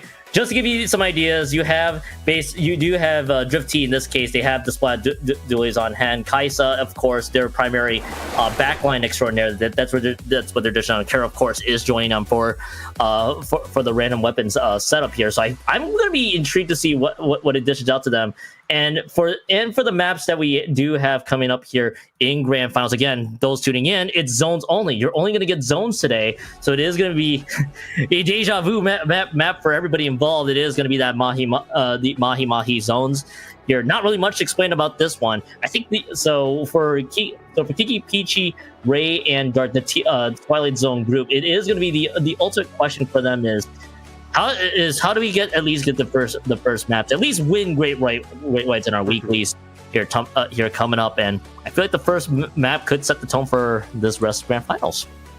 Yeah, Splat Zone's Mahi Mahi Resort, we just saw it a little bit ago, and we're definitely going to see not just a small switch up, but a huge switch up on the side of Duck Motif.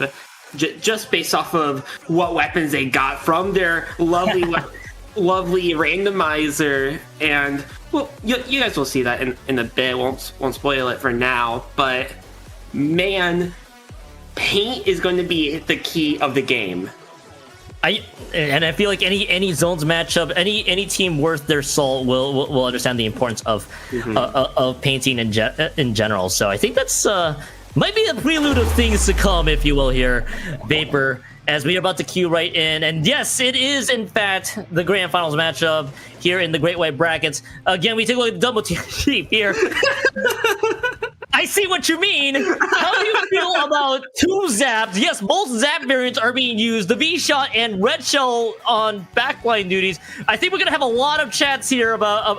I think we're going to have Red Shell being thrown into the deep end and backline shenaniganery here. Twilight Zones, of course, is going to go 52, Sniper Rider, Custom Blaster, and the Vanilla Stamper. I think this is going to be a fun one for Twilight Zones to solve here. And they might be able to solve it very well. It's just a zap and a Sniper Rider, only one's alive.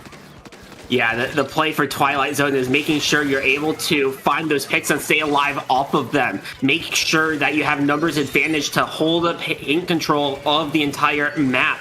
But Duck Motif has been doing pretty well so far, even after losing that zone cap. Yeah, and actually what's interesting about this Duck Motif team, they have Zuka, which, by the way, right on cue, takes out the Snipe Rider, and you also have a Cooler, so you do at least have options to work off of. You also have a ton of paint, so don't be shocked if Duck Motif will play this one pretty patiently, look to skirmish around the paint, or try to be a little bit more protected. The issue is their main weapon that it can provide a lot of quote-unquote aggro is going to be their V-Shot, and that might be a tough weapon, if you will, with having to deal with how that weapon works overall. So that's going to be what they're having to solve. Twilight Zone trying to make sure that they don't have a chance to solve that within the next 3 minutes 40 seconds as they're taking to these actual points. Yeah, Duck Motif is going to play a more slower game with this weaponry, play one pick at a time and work together. These team fights are going to be the most important to them. And with the water dropping, it's only Vexen playing on this left side. That's going to be a stagger 3 down. And now the others are able to find the pick there. Kira dropping in with that shot, trying to take a fight, but ends up getting pincered in against that blaster. 2 members down. Advantage Twilight Zone heading into the final 30 ticks of their point penalty. And now an opportunity arises for Duck Motif. Kira moving in, unable to find the pick there, as it's going to be a paint right over this zone. Duck Motif able to get that cap with 13 ticks on the clock before going 3 down. Something that we've noticed throughout this throughout this stage here, Vapor, is Red Shell is stuck in a position that they're very much not having to play, and that is the blob lobber, if you will. You're trying to adjust your brain to say, all right, I have to now play with range and hope that I can trust my team to win some of the fights with the weapons that they're dealing with. And Twilight Zones has been responding to the cause each time. This paint heavy comp hasn't been able to do a lot of paint because they haven't been winning the fights when they need to. This is the one time that they have, because that's a delayed wipe, and Half Spear eats a lot of damage. In fact, goes down to delayed wipe, and this is an opening for Duck Motif here, Vapor. Yeah, the opening has made itself apparent for Duck Motif as they make it by that halfway mark of their own point counter. Zuka out from Kira, able to find one onto that 52 gal. That's the weapon that is most dangerous against this Duck Motif team right now. And finding two, make that a third. It's only that Stamper, last one up in that corner, and they're getting collapsed by not one, but all four members of Duck Motif, moving it down. 30 points remaining on the counter. Blaster gets taken out, Zipcaster out. They're going to play as a distraction as three members go down on the side of Duck Motif, and it's going to be just enough to get that cap. No lead swap, so Twilight Zone has the advantage. A minute 30 on the clock. I think what Duck Motif is starting to run into is that they don't quite have the damage output that they really need. 2 zaps and a V shot. That's how much it's having to take to eliminate a couple members off the board. So they're having to see if they can do the exact same thing. Again, what they have going for them right now is the paint output, but can they get the rest done? The question appears to be not, because that's Red Shell the only one alive, and they are going to get collapse spawn, and that is going to be Twilight Zones. They get zones back here with a minute left to go on the clock, and Twilight Zones able to get a hold of the zone pretty well so far, and they're just trying to hold off another onslaught from Duck Motif. Yeah, 2 members down in Duck Motif as well. Make that 3. It's only Red Shell. Last one up once again, and Faith is going to throw out that splash wall and try to cross that gap with that splash wall as protection. And now moving in to take the fight, ends up going down, but losing one isn't too badly, as they still have that blaster to keep up that slaying power. But the zone is going to flip in favor of Duck Motif, but from behind is 2 members, Stamper and that 52, and it's Faith in that zone, able to find the pick of their own. 15 seconds on the clock, a trade out, Zap trying to stay alive, holding the zone as much as they can. Everyone on the side of Duck Motif is trying to paint the zone. They're able to get the cap, they're able to find the blaster, they're looking for the Stamper, and if they're able to find 3 members, they have a chance here. There's 2, there's 3, it's only the Sniper Rider, last one up. Yeah, that's the only member up there's that Cyber, and Heart is going to be the one that has to rush right in. They have to provide support. Now here comes the distractions. Here come the Super Chumps. A sea of Super Chumps is going to be there to distract them. 2 members have already gone from Twilight Zone. They are losing fights at the worst time imaginable, and that is pure zones control from Duck Motif from the very end. I guess the answer is not how you start, it's how you finish for Duck Motif, and Duck Motif is up 1-0 in a very extended overtime push. Oh my goodness! But we knew what the keys to victory was, and especially as noted out before, it is the team fights for Duck Motif is what they needed. They're able to get all the paint on the floor, and they're able to collapse in together right on that right side. They lose one, but they still had that advantage because they had control of that side overall. And I want to give huge props to the collapse on the top of the map there, on that top left side, where Duck Motif was able to clean up completely and find the complete wipeout. I want to say this is a joy for every Zap enjoyer that got to watch that game for sure. And honestly, I think that was Vexen who was on that orange Zap that got 2 at the very end. Again, I mentioned before, it's not how you start, it's how you finish in this regard. They were at 17 versus 13. Only thing you gotta do in overtime, get the cap of the zone, and if you're able to have control of the map, you just gotta win. You gotta find the biggest fight that you can to be able to keep that zone sustained. That orange Zap in that context got 2, which again is all you need to stall out the push. Even if you lose both of your Zaps at the end, you have the V shot that can help cover, and the blob lobber as well from Red Shell to help provide coverage on the paint. So it was really well done. And I know Twilight Zones is going to be kicking themselves, but that is probably the best. That is probably the best that they have performed in that particular stage, and they're gonna have to figure it out again in the next stage. Which again, 4 new weapons will be on the board. Yeah, it's going to be a really tough battle this time around.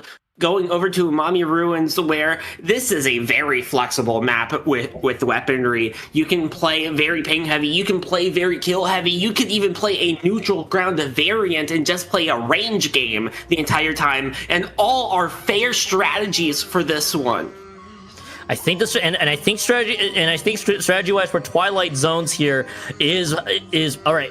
This might have been the best chance that we had to at least get a map off of RW3 Motif or Duck Motif, if you guys will coming into this, as RW3 Motif up 1-0. You got a group here that I'd imagine was not too thrilled with the way this is going.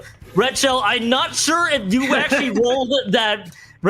That has to be cheating. That is a legit Octobrush, by the way. And you got Vex, and also on the Frozen Pro a vanilla spider scope. Sorry, the wrong weapon entirely. Okay, that actually could work. You have Red Shell that will probably be the one that will be playing a lot more aggressively, a lot more skirmishy, if you will, for RW3 Motif. Twilight Zone, by the way, Vapor, just call out right now, is a flex change, and it's just going from the vanilla Samber to the Booyah Samber, or the Secret Sambers, if you will. Already a strong fight to start things off. RW3 Motif, at least with the early lead.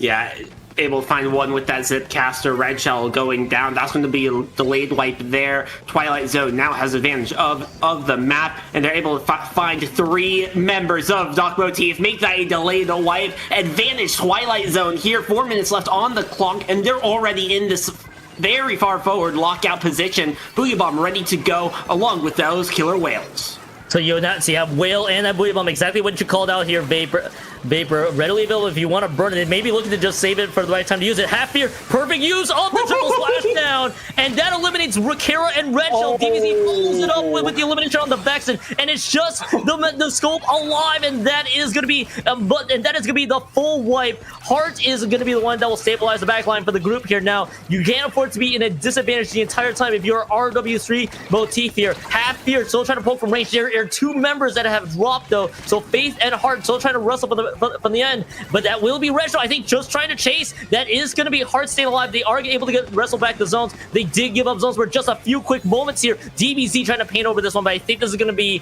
a neutral game for just a little bit longer here, Vapor. Or not. Yeah.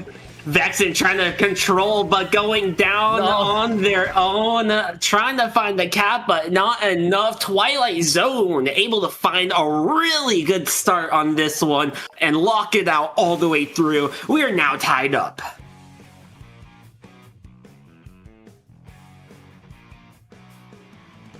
Really huge plays from Twilight Zone there, and able to keep control throughout the entire game. And this play right here, Kira had a really good opportunity, but ends up going down to that blaster. Vexen unable to find a pick onto that blaster, as that 52 ends up dropping into the map. And that is not going to be enough for Motif to move it all the way through. But now we're heading over to Museum de Alfonsino, which is a really tall map for many different weapons to be able to take advantage of. But also many weapons can struggle heavily.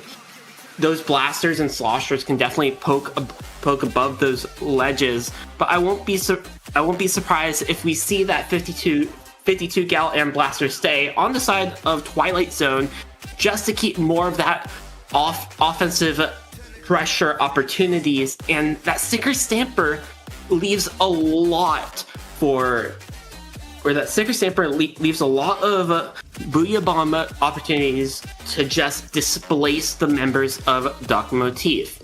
And depending what these random weapons decides to go off of this time around, this can definitely be a uphill battle for Duck Motif, but the weaponry is always up to the computer at the end of the line this time around.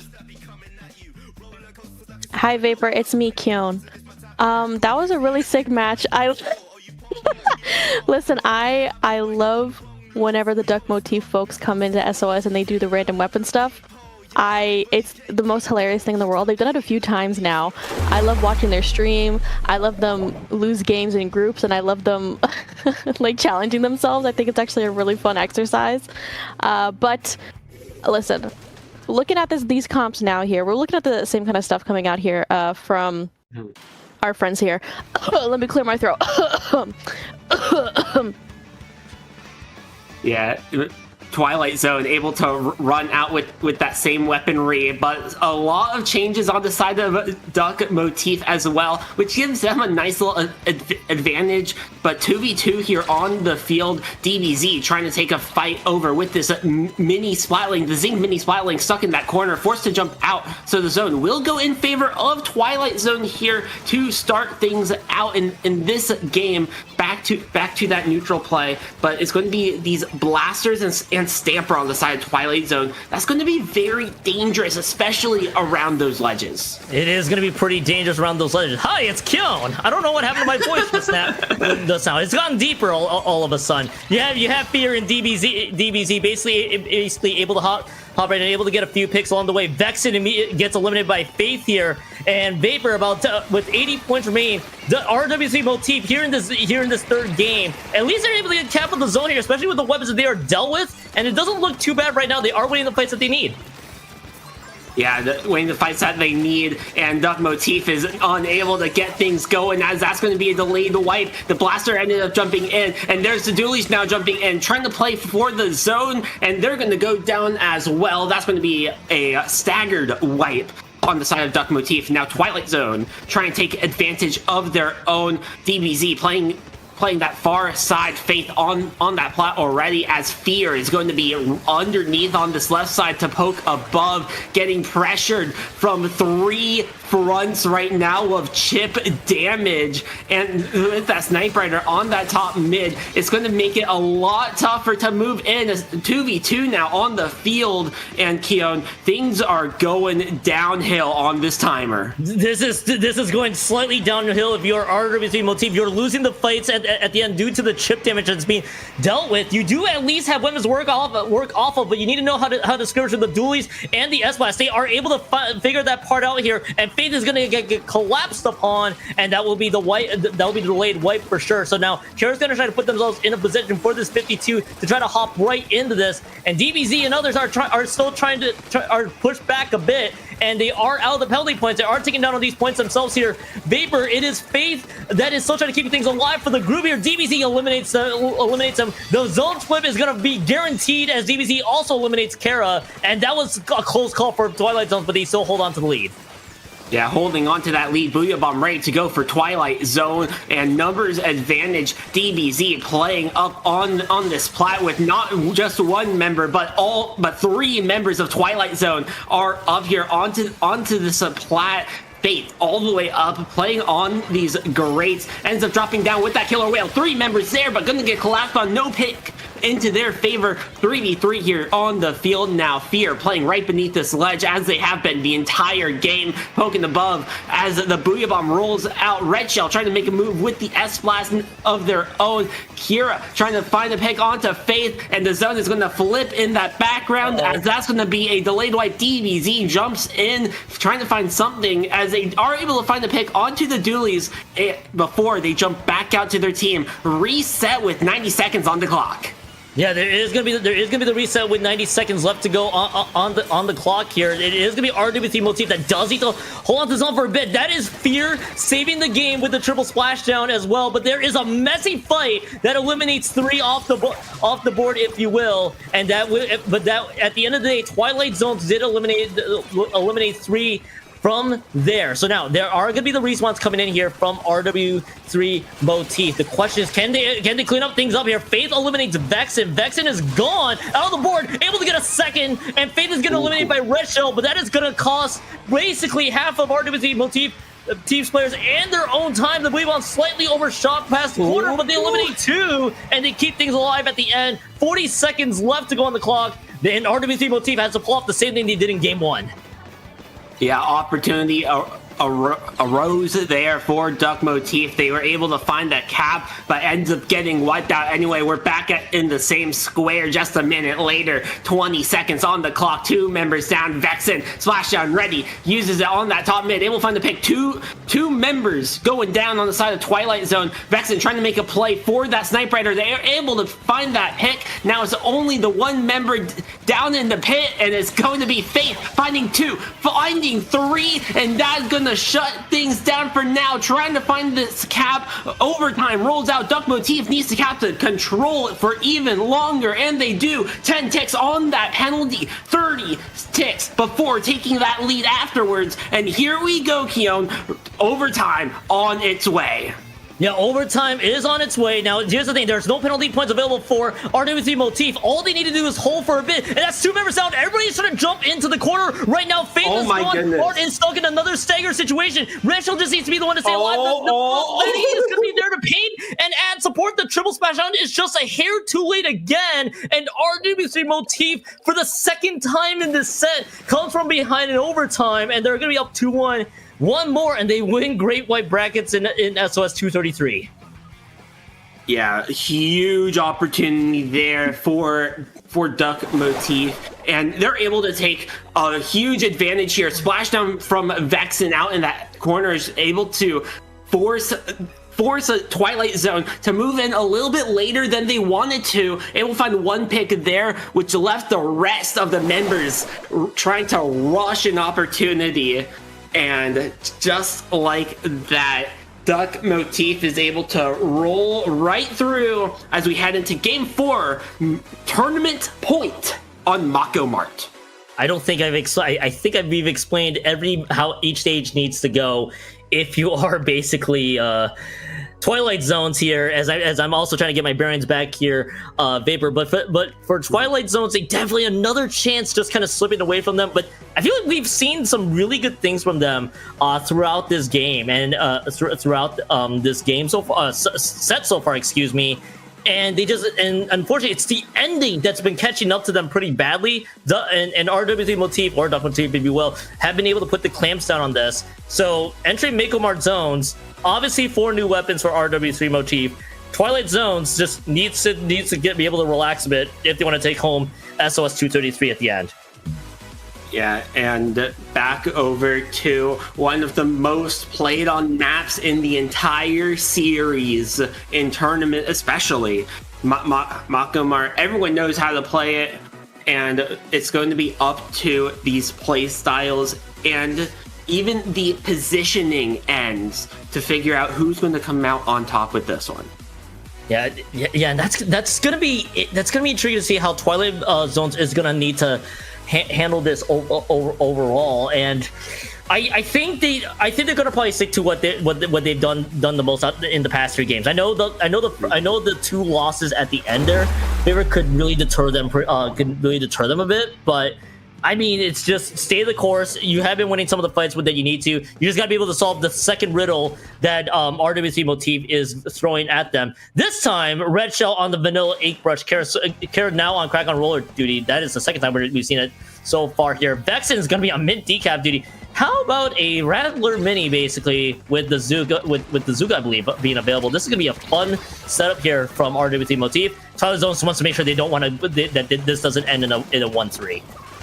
Yeah, an opportunity here as Motif ends up going multiple members down. Advantage Twilight Zone as they keep these points rolling on the board. But 4-game neutralized short for the moment. But 3 members down on the side of Motif. Twilight Zone using the Booyah Bomb of their own gets that Kappa right back into their favor as Kira is going to be playing around this right stack as Faith is able to clean that one up. Zone back in favor of Twilight Zone as we finish the first minute. Yeah, Zones, again, it's the same thing that we saw from previous games here. Twilight Zone's able to figure out the fights. It's just that when things are close to the finish line for them, it's when things start to collapse. So this is where you need to start clamping down some of the key members there as Kara getting eliminated. So is Vexen again. So this is another great opportunity for them. Reginald's stuck in a rough position. It's going to be the third member that drops, and it's just the Rattler Mini that is going to have to escape so far. And Faith gets another pick, and this is looking real good for Twilight Zones here.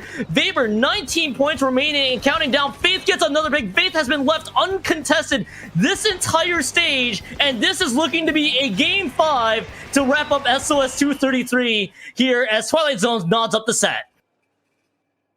Runs it all the way down. Who needs a push for Duck Motif if you're Twilight Zone, where you just take everything yourself? Trying to move it forward, beat out that weapon randomizer, and find their next tournament win. Huge lockout position here, huge skirmish position, and pincering all the way around. It's going to be Twilight Zone to move us out to tournament game with a game number 5 on Robo Ramen. Robo Ramen Zones host, like the most perfect game 5 map, if you will, here, Vapor, for this. And I think it's going to be rinse and repeat, but Zones have been winning the fights that they need. Faith basically was left uncontested for most of that stage. Mako Mart Zones was pretty much a Faith game. When the team also steps up, Faith knew that they needed to just dive right into RW3 Motif's end and just catch Duck Motif off guard. So now you have the last possible weapon generation, and you got now with the 4 weapons here, that obviously you have a lot more time to kind of think about how the 4 weapons will play.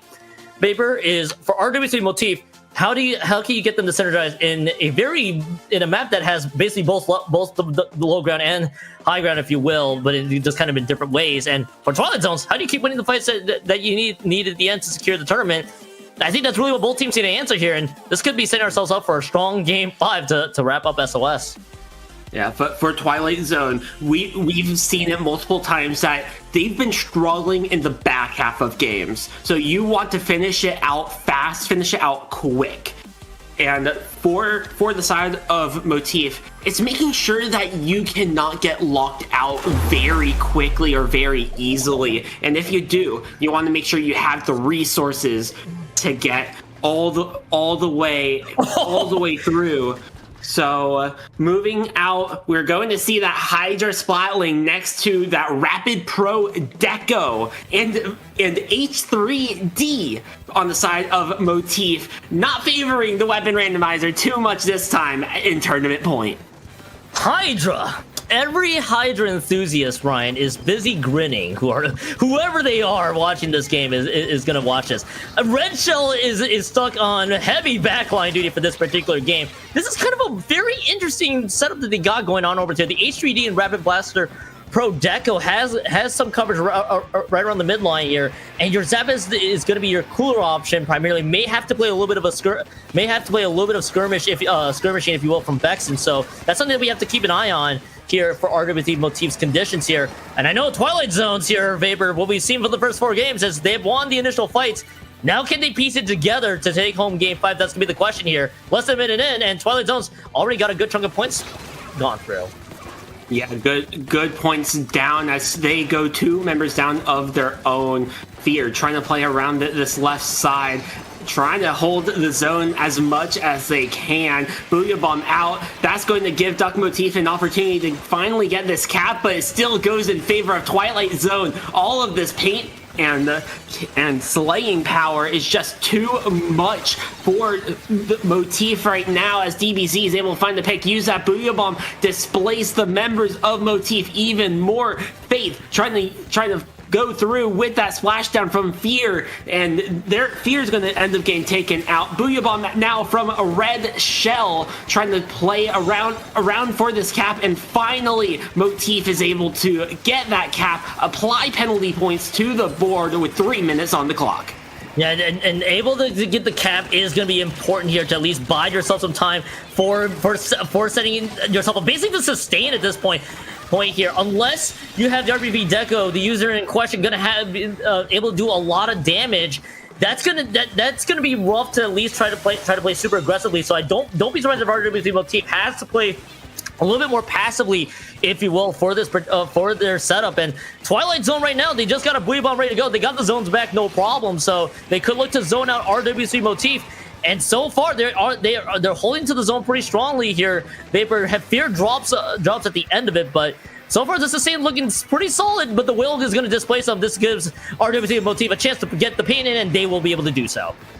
Yeah, very nice cap there for Motif. Red Shell throwing out that Booyah Bomb once more. A lot of Booyah Bombs out from Red Shell so far this game, playing around that anchor support style, as Motif is able to hold the zone for a little bit longer, finding a pick onto the blaster and outpainting the members of Twilight Zone. Booyah Bomb is able to find 3 members, leaving that Rapid Pro deck, the last one up, forced to jump out, and we are now back to the Motif retake. Twilight Zone taking the upper hand, able to find the 1 pick onto that H3D, and playing more of that slow game now. They need to play around those specials, but getting picked off one by one is not helping them, as that's going to be a staggered wipe here. Last one up, very weak to that Snipe Rider in the back, as there's no penalty points, 30 ticks on the clock.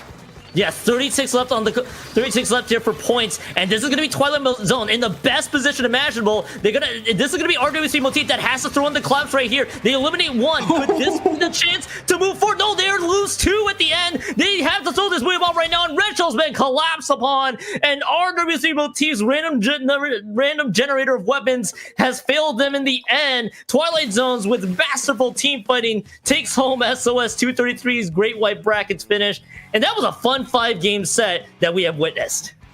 Yeah, a really fun 5-game series to finish us off here at IPL Swimmer Sync, as Twilight Zone is going to clean up, winning this event. RW3 Motif ending up getting second, with your 3rd place going to No, 4th place to Sueno Imposible. And that was a really great ending, really great grand finals there, Kian. That was a great grand finals for for SOS, honestly there too. I feel you got a taste of everything, because Duck Motif, for some quick thoughts here, RW3 Motif basically 3/4 Duck Motif with Carol running out that group. They were able to play their composition very well. Where things kind of fall apart is trying to adapt on the fly, of course, as individual players, trying to figure out how your weapons are going to work, and especially which position you have to play in. They made it work throughout most of the tournament here. Vapor and the Twilight Zones just being able to clamp things down, especially in that game 4 and that game 5. Pretty much just spelled the end to the random weapon swap. But I gotta give a lot of credit to RW3 Motif, and even more credit to Twilight Zone for just being able to adapt to whatever's being thrown at them. Yeah, huge play there from Twilight Zone. And credit to all of these teams who showed out, because they've all put up a really good fight.